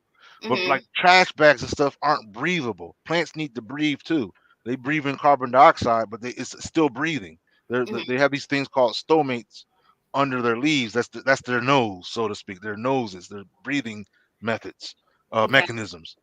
Um, but that way they stay good and long enough to transplant because the thing is plants can get sick too, and they can Mm-hmm. become critically sick. So that Mm-hmm. even if you got it in the ground and everything, if you sickened it along the way, it's not going to grow.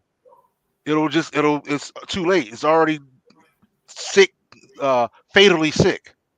Now You I understand know what I'm one saying? of the problems that I have where I'm at, like I am pretty much in the mountains, and where I live at is pretty much like the woods. I don't get a whole lot of sunlight, so Yeah. I'm holding Um. on to these seeds. Like, should Well, I really plant them here? Because there's ways to no deal with such that. low light, right? Buy aluminum. Buy aluminum. Okay. Aluminum. Aluminum. Okay. Because if you've got some light, you can Mhm. increase the light with. Excuse me. You could take panels of aluminum. Mhm. Depending on wherever you're putting your garden. Mhm. If there's like any type of enclave or something that's hindering the light. I'm not sure. Whatever Just trees. there's trees.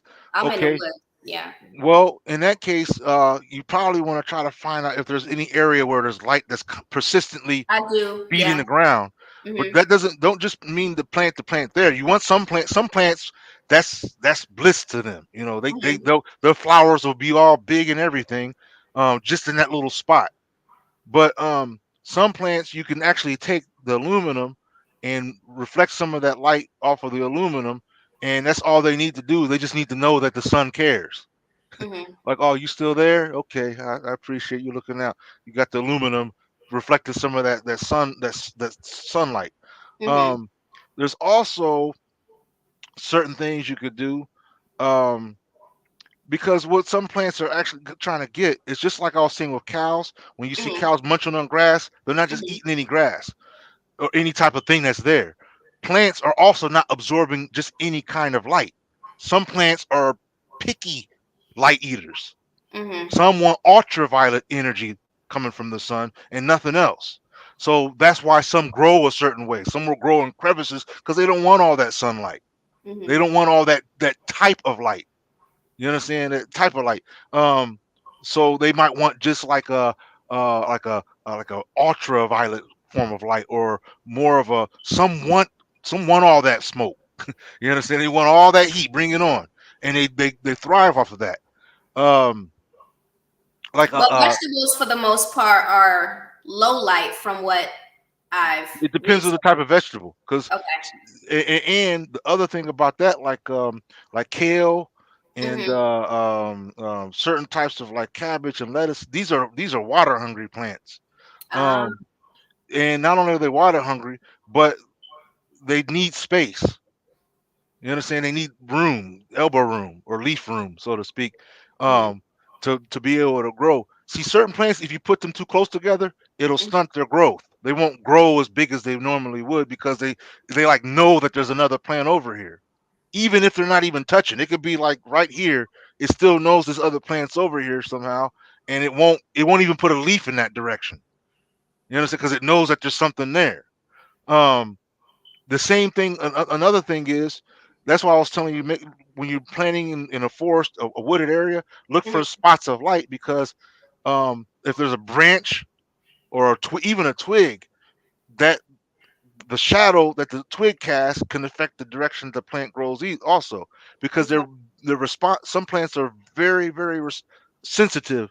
They're responsive to the sun. Mhm. um and so it'll change the way they grow. Some plants, um you can graft. So let's say you don't have, you could take a slither from out of like a nearby, not all plants will work this way, but mostly like some like fruit plants, like certain apple plants do this, where you could take a nice sized twig of an apple and graft it into another tree that may not even be an apple tree. You Mhm. understand? But as long as it's similar, to the type of tree that the apple tree is. I can't think of all the terms right now, but you've Mhm. got certain trees that, like an oak tree is a part of one family, a maple tree is part of another family. The apple tree is more related to an oak tree than it would be a maple tree, and you know this because of the type of leaves. You know, both the maple tree and the oak tree have like a hand, 5 finger type thing going on, but maple trees are pointed. Their leaves are pointed. You understand? Like the Canadian flag. Yeah. The leaves are pointed, but oak trees, the leaves are round. They're Mhm. round edges. They're not pointed. They've got round edges. Um, and apple trees, most apple trees, they have round edge shaped leaves. You understand? When they grow out, they come out in like a round shape. So you try to find a plant that's similar to its own way of growing, Okay. because internally there's just things that make plants very different than meets the eye. And when you notice those differences, like corn for example, is Mhm. there's real quick, you got two types of seed, two prominent types of seeds, a monocot and a diacot. Mhm. Mono is just the key word is mono, it's one, meaning Mhm. you can't split it apart. A corn kernel is a monocot. And monocots grow like grass blades. You understand? Wheat, barley, corn, all those are mono. Mhm. Okay, but certain plants, they are diacot, meaning they can split apart in half, like peanuts. Peanuts are diacot, and they grow they grow they don't grow like grass. They grow like branches. They branch out. You understand? So So where do you get your seeds from? Because like I was looking for like elderberry seeds. I wasn't able to find any like blueberry seeds. I have the um, basic s- some herb seeds have to vegetable dry seeds. out. Like like Um, like for example, for a long time I had a hard time trying to figure out how to get carrot seeds, okay. right? Because I didn't realize they were like right in the middle of the root of the way the plant flowers, right? Mhm. Because I was thinking that the seeds were in the root, because it didn't dawn on me that, hey, carrot is a root. The carrot that you eat, the part that you eat, that's a root. Yeah, It's well, not it grows in the ground, right? right. But because of the way Like I was thinking, potatoes. I'm Like, thinking, like when you take an apple, the fruit, mhm. the seeds are in the center of the apple. So I'm thinking, well, but then it dawned on me, like, wait a minute, carrot's a root, and roots don't bear the seed. The buds of the plant bear the seed. Mhm. So in some plants, their seeds are like in the case of you ever heard of like cucamelons? Like hybrids. Yeah, well, Like cucamelons are tomatoes, like these small little things. They look like tiny watermelons, but they really? they I've taste like never seen. cucumbers. I've got a pack over here somewhere, but And they're um, called what? cucamelons, No. cucamelons, cucamelons. You can type it up. It's cucum. They look like these. They also call them Mexican melons or something like that. What do they Mexican taste cucumber. like? Because that would be a weird mix. A No, they watermelon taste they cucumber, taste they taste like cucumbers. They taste like tiny cucumbers. Exactly like, and sometimes people will and it's pickle shaped like them. a melon, They look like a tiny baby melon. but it's a cucumber, but it's just like Mm-mm. a It's not a melon. cucumber. It's a whole nother plant all by itself. They grow in a vinish kind of way. Mm. It's sort of like a vine. They'll latch and grow up in vine, um, which is similar to a melon, because melons and cucumbers also kind of vine, but they don't grow up anything. They kind of grow out horizontally. Um, But with corn, going back to corn, I think I saw something where you can propagate corn from corn, right? um, you mean like if you take like the Like kernels if you themselves? use no, like if you take like a corn on the cob, I think You mean the it, stalk itself? yeah, you could Well, the propagate it. only problem with that is that because see that stalk is what's helping to feed the plant. Hmm. Um, and it's harder to do this with monocots such as corn than it is dicots. See, dicots, if you took like a apple branch Hmm. and put it in like this right here, this plant's dead now. But because if you like, let's say you had something like this, and you took a branch and you kept some fresh water and fertile water in there, Hmm. eventually the end of the branch will start trying to make fibers to turn into roots. Hmm. and then after some time you'll be able to actually take that and get some soft soil, like with what do you call that? It's like a soft type of soil. I can't think of the word right now, but and then you can transplant that. And a lot of your trees, like when you go to like um depot stores and all these, that's what Yeah. they are. They're branches that they So they propagated it they from. propagated it like that. So Mhm. they weren't. It's not like they started as little seeds. They just took branches off, probably got them to root up again, and put them in little bags. And some plants will hang around like that for a while, like grapes. Grape plants will do that, where you can actually bag them up for a long time before they eh, notice that, hey, I'm not really in anything, and Mhm. die. But they'll live. They'll just be dormant. So then when you put them in something, they'll start to rejuvenate and everything. I Plants are think real. I think I also saw like when you cut an onion, if you cut the bottom part off, like that, the stub part, like you could propagate that. Like if you don't have The key onion part seeds, is okay, because if you do that, that means you're cutting it horizontally.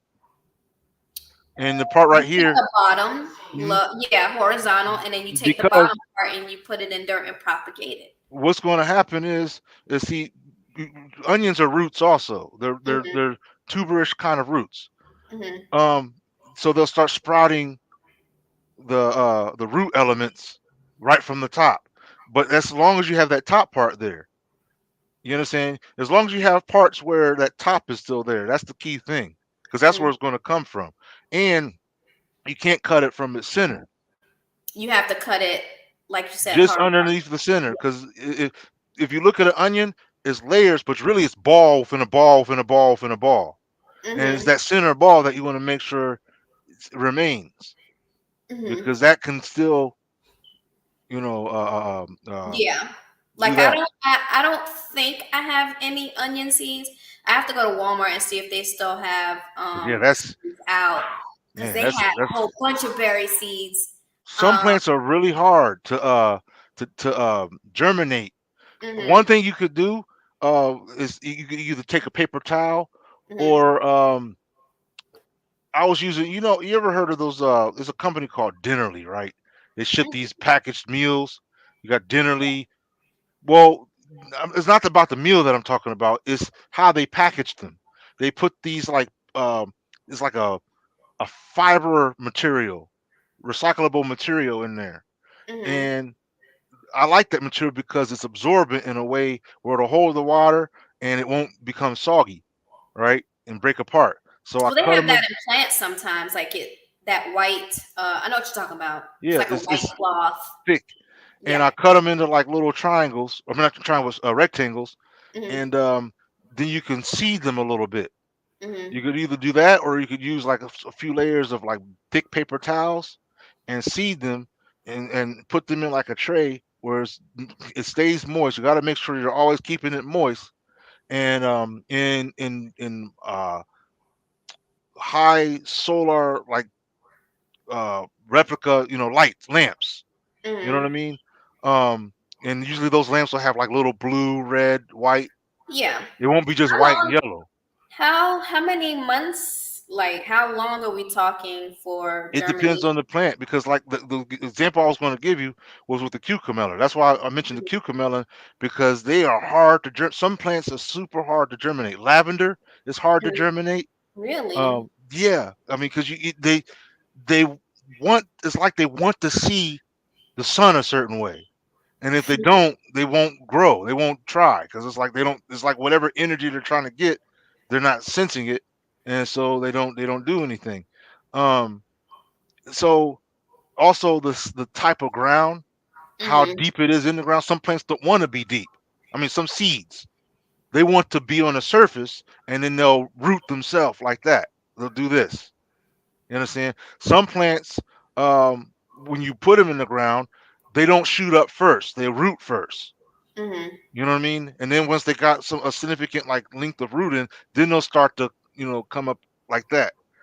So, It just so if I plant, because when we meet up for when we go camping yeah. next in a few weeks, Hmm. I'm gonna be taking notes. So when I start planting these seeds, like when am I going to start to see like ripens? How long? It depends on the 6 seed. months? Is it going to be a year? It depends on the seed. And your what you did to prep them. Because like if you like apple seed prepping, you have to dry them out. Mm-hmm. You know what I mean? You have to dry them out.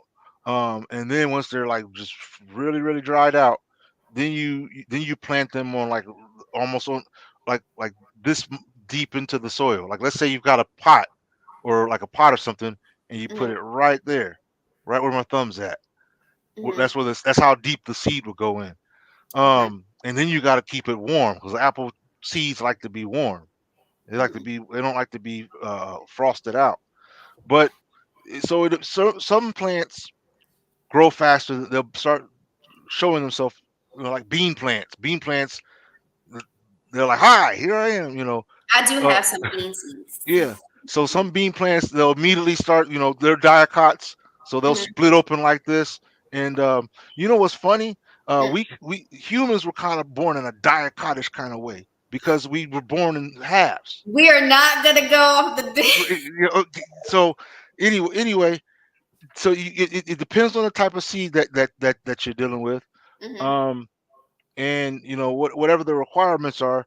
um oh heck, but once you get the germination going Mm-hmm. on, it's really a sigh of relief because it lets you know that the seeds were fertile. They were able to germinate. Mm-hmm. um and then from there you just have to be very, very careful, because some seeds, they have very delicate fibers on their roots. You understand that if you bother them the wrong way, it'll kill the plant. This is going to sound hard. You're not making this sound easy. The way Well, you sound, when you nobody's going to want to plant their own food, sir. but that's why you plant more than one. You like for example, when I do the lavender, lavender's been my most challenging. The lavender and rosemary. I'd say rosemary and lavender have been my hardest plants to grow. Mm-hmm. Um, out of the plants that I've grown, I mean, and partly, due because they don't grow fast necessarily. They can, Mm-hmm. with the right type of lighting, but they it's hard. And so, how do I want to say? So what I do is I don't I grow. I try to make a wide palette of lavender seeds.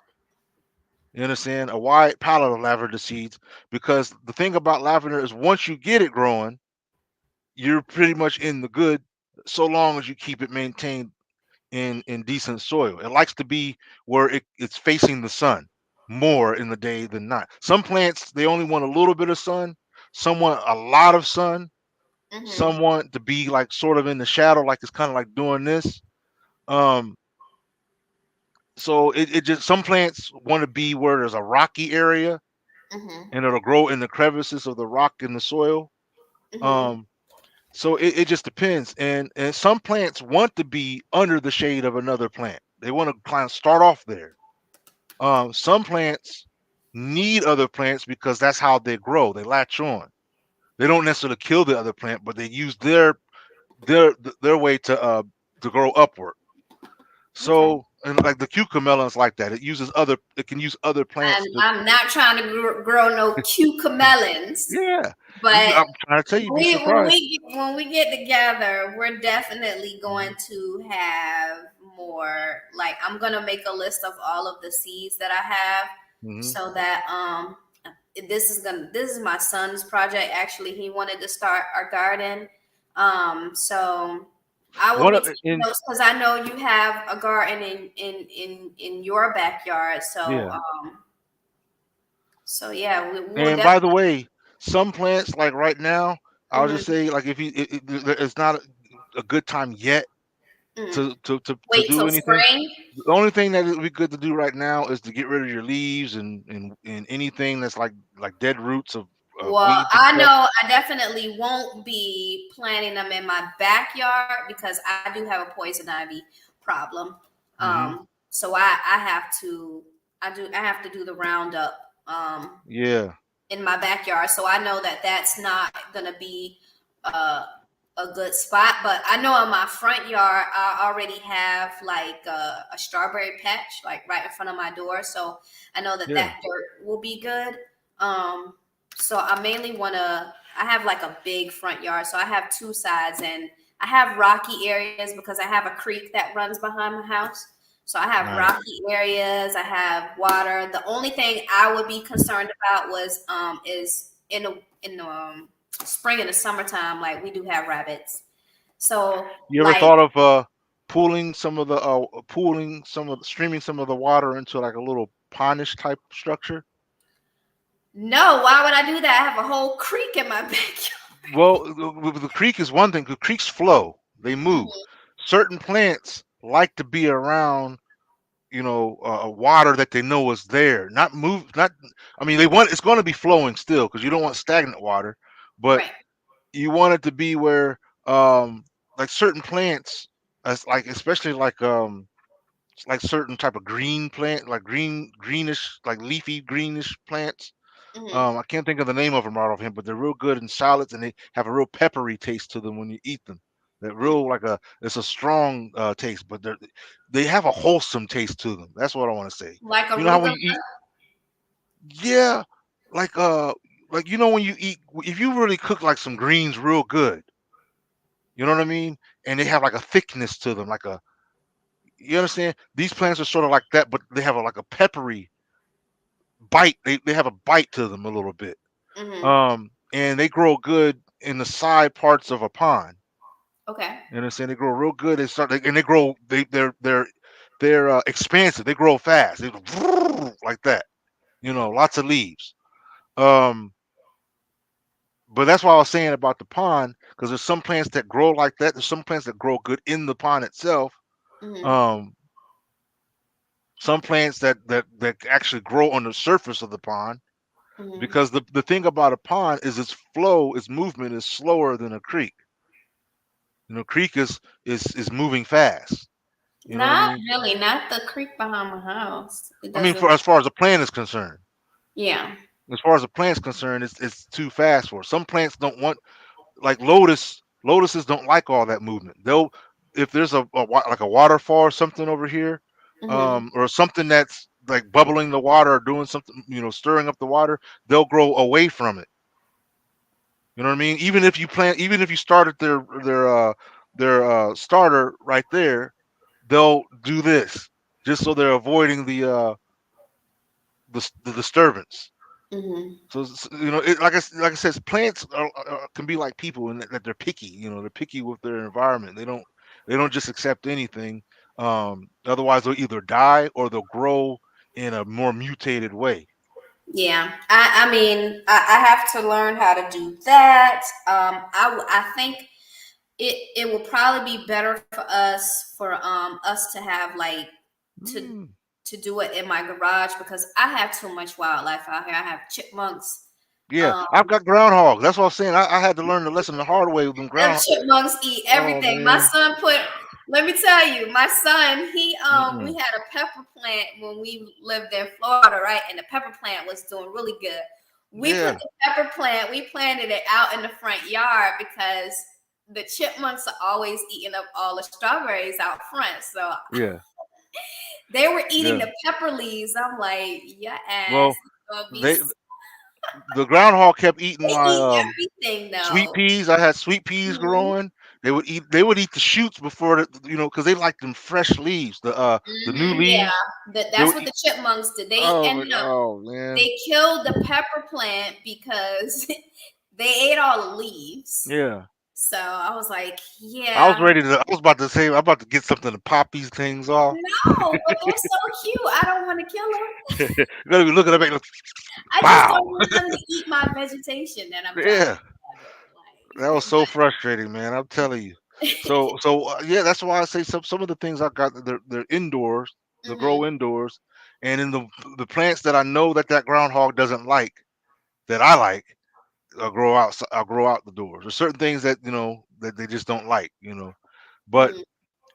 some things you will think they don't like yet, because the thing about groundhogs is some things they just won't eat yet. Yeah, I don't think I have groundhogs. I know for a fact. 'Cause we got groundhogs Chipmunks. in this. Yeah, we got squirrels. I have chipmunks. I have flying squirrels. I have regular squirrels. I have rabbits. Oh I man, you have have a hard time because that's a variety. Because each of those type of creatures you just mentioned, they have their own select diet. So while one may yeah. hate this, well, the rabbit was like, "Well, I'll eat that." Between the deer and the chipmunk, like they smash the poor little Yeah. strawberry patch. Do you have any like one thing you might do is you know them it's like if you take a chicken wire I and don't want to do anything that's gonna hurt them. no, We it's were not just going. talking about respecting nature. I don't want to It won't hurt them. around. You're Oh, you you're mean building. like, You're okay? going to build like a structure with it. You're not going to like just do something where they go, oh, nothing like nothing like that. Because I feel the pain too. Because I'm like, oh, poor fella. Um, but you're building like you build a parameter. You build like a perimeter, and then you have like a part that goes over the top of it. So whenever you need to access it, you could just you have a certain way you can access it. But certain creatures you won't be strong enough to remove it. A deer might try to kick it around and shove it away, depending on how strong you made it. But the other thing that I would suggest is so you can still have the blessings of the outside is build a structure like a greenhouse type of structure, you know, and grow some of the things in there, like the things that are choice edibles grow in there.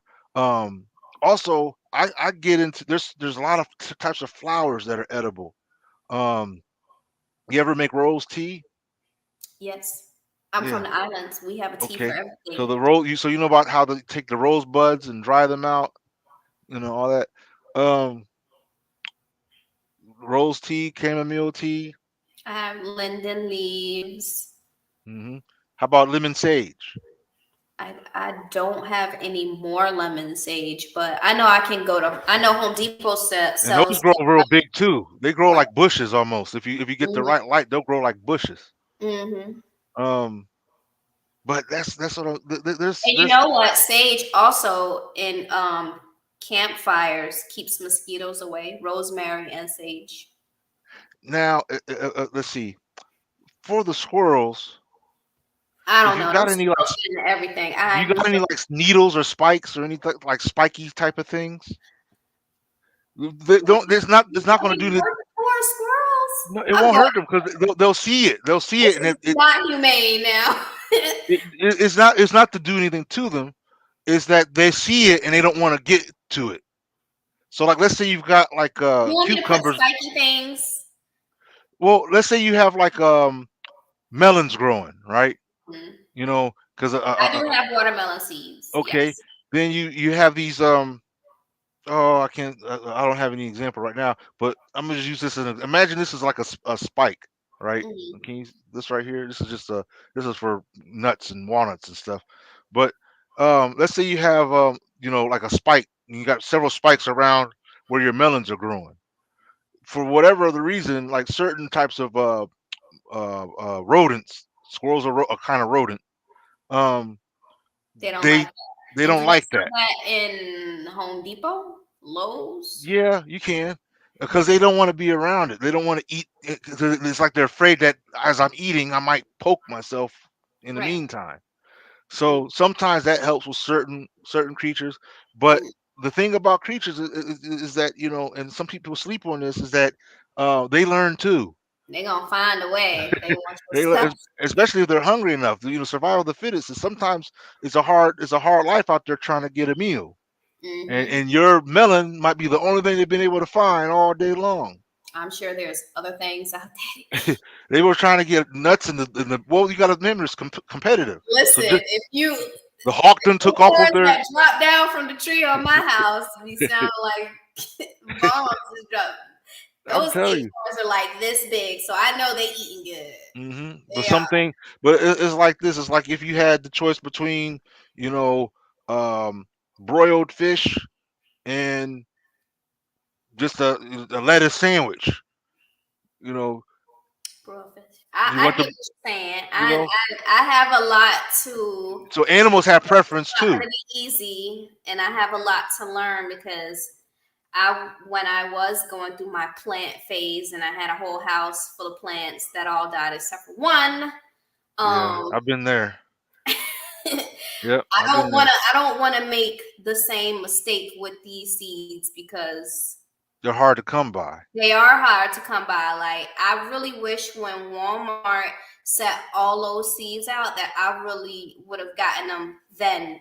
Because they had all the berry seeds, fruit Um, seeds. They had do now you have a like basement? blueberry seeds. It's like $8. You know. Do you have a basement? Yeah, I got a basement.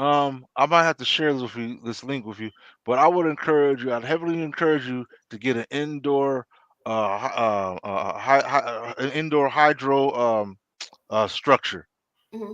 and grow certain things in that because they're designed. They're designed in a very nice way, um, and grow some of those things in there, especially the things where the seeds are like you're talking about, because you don't have to worry about any of the environmental issues Elements, yeah. because it's a I controlled don't know. environment. Them squirrels be finding a way in that. Well, no. Hmm. I know sometimes the chipmunks will try and find a way into the garage. You have a But cat? no. You need a cat. My neighbors have a cat, You need one too. and he's always in my yard. He'll help out. And He'll he's help my out with. cat too. We share. He'll help out with some of them chipmunks. No, oh yeah. Well, them and the crows and No, because he we might. have, like I He said, might have. I live at the bottom of a mountain, so I mean there are a lot. Like when the That's a weather lot of starts fertile breaking. soil. That's a Yeah, lot of fertile soil. At the yeah, bottom. it is. It is. You know, Hmm. it's very beautiful where I live at. Yeah. So that's why I'm excited. I just don't want to mess it up. Like I don't want to plant these seeds and And that's why I say if you like I'll like I said I'll send you a link so you can see what I'm talking about here. yeah, and then we'll see each other in a few weeks. Mhm. So like we have time to go over this because I'm probably gonna wait until like the spring. Like it's not warm here consistently Mhm. yet. Like we still have cold snaps here. So I would say probably around like the end of April, May maybe is when I want to start planning because it'll be warm consistently. So that should be a good time. Yeah. So we'll Yeah. get together.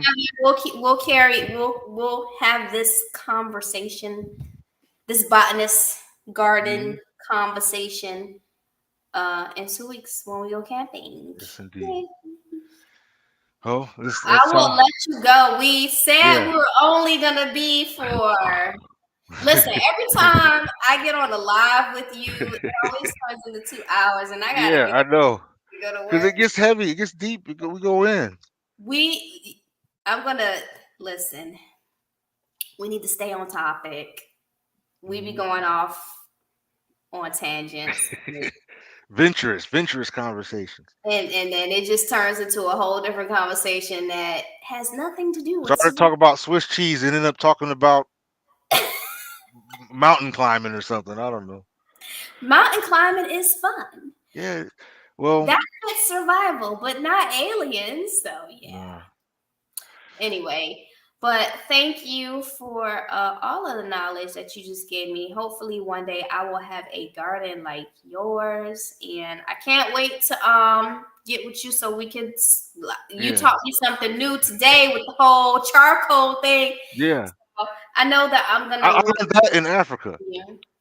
I learned that in Africa, making charcoal Really? briskets and that. Yeah, I was sitting there watching them, and then I never even thought about it. And you would see the brothers coming back with stacks of wood, like Mm-hmm. just they would literally find pieces of wood. And in Africa, people are resourceful. Oh They yeah. know how to make something happen with things you wouldn't even think you could do it with. Mm-hmm. Like, really, you do that? Yeah, we make it work. Um, And that's what they did with the. I mean, they literally just had stacks of just old pieces of wood and whatnot, and they just take it and that's what they do. Some people actually do it for a business, Mhm. in their tribes, in their communities. So yeah. That's awesome. Yeah. So you all prepared for our camping trip? You got everything you Yeah, I I gotta think get so. pots. Like that's the last thing. Like I'm not doing. My kids are like, yeah, mom, we are not. We're not I'm trying bugging to think out. of We ain't camping until you get a cot because we're not doing the air mattress thing. yeah. Air mattress just absorbs, and I know it's gonna get warm, Well, but that I, air I don't like mattress I is don't too like much. anything that if it gets destroyed, it's a wrap. Mhm. You know what I mean? And air mattresses, all it takes is one false poke, and there it is. There goes your mat. But Ours, we were definitely waking up on our last when we bugged out last time. sitting there uneven, the air is coming. Get up, let's inflate the air mattress. It's going flat. It's going. And then you're Yeah, depending on that. Well, we're I got doing. a project that I'm thinking of. Mhm, Because I own this small little lot, right? And I'm trying to ask the city if I can simply, because they haven't even surveyed the land yet. But if I could, it's just a little lot. It's nothing to flip over. But I want to box it in with a wooden fence, and then turn the whole yard into like a garden. Because I don't have nothing built there, yeah. and the blueprint of the house that I wanted to build there is too wide for the lot. Mhm, So I got to find another lot for that somehow. Um, but what I was thinking about was like like like my hydroponic plants. mhm. Right now everything is using electricity, house electricity. But I wanted to make a system Like a of, solar, like yeah, a a solar system, solar yeah. panel system, and have all of my hydroponics connected to that, every Mhm, one, and be because if I could do that, that would be, first of all, it'd be deep, and it would have everything, all of my hydroponic growings with that, even my big system over here, mhm. everything solar powered. Yeah, So that'll be cool. But yeah. Well, unfortunately, I have a 9 to 5. Not unfortunately, because that feeds my family. But yeah. Well, yes, indeed, it was a blessing to be invited to your live this time, thank and you. Hopefully, mhm. you can bring some followers over since I'm still building my Yeah, channel. I put the note out there. I don't know how many. Let's see. I'm not sure, but yeah, It's it. listen, I'm good. Everybody has to start from somewhere. Mhm. Um, I want more people to just get into. But I think our best bet. I think our best strength will be in the actual physical communion, the actual getting pe- people coming together in person and building and talking. This gives us one level of talking, of communicating. But I Mhm, think, like, when people interact with each other old fashioned way, you know what I mean, mhm. this has a different effect. Yeah, That's becoming a rarity in our time. It's becoming rare. I don't know, but technology. yeah, you're right. You're Technology right. makes it so easy. Like, why are you calling me? Just text me instead. Exactly. Um, Like, I don't want to text, call, pick up the phone and talk. no, no, it's just so easy to text because, like, when I'm done talking, I can just stop texting. Yeah, Wow. and then I see if they put an angry emoji. I'm like, you really angry, or you just putting me a angry emoji, or it's just, I don't know, man. It's weird. I come from that generation where, I mean, I don't know, because even when we had the old pagers, people You used to try to remember you can do put it the numbers upside down, and be like, help. oh, like, wow, Right, so it we're was old. crazy. I'm I'm going to telling bed. you, You're making me tell my those age. were the days. People being wrapped around Ages. in their phone cords and I stuff. tell. Oh God. They'll never know the experience. I know, right? You get that code 911. Yeah. Yep. What's You the know what time it 411? is. Somebody send you a code 411. What's the 411? Mm-hmm. Okay. We didn't have cell phones back then. No, no, that We that had was that was the beepers way. But it's what is interesting is it showed us that we are people that we know how to improvise well. We know how to, okay, this is what we have. We know how to make it more than, and that's what I was experiencing in Africa. I will say, I think for our generation, would it be inconvenient if we lost the internet and everything went down? Yes, it would be. That's like not being able to get your favorite food or whatever. It's going to be an adjustment, but we'll survive. Yeah, I think we would be the best people to cope with that. Yeah, for the generation that came after us, well, that's all they know. They would lose their minds, but. And that's a concern, because think about this meta generation. Listen, that's going to mess up. I'm telling you, video and this guy, the father, their heads are going to be so messed up. Told the father, Thompson, I'm pregnant. No, in metaverse, and the father put on the thing, and he was like, from who? And it was like this little pink mom. No, I have not even. Yeah, no. I'm not going to. I'm not. I can't. I won't. I can't either.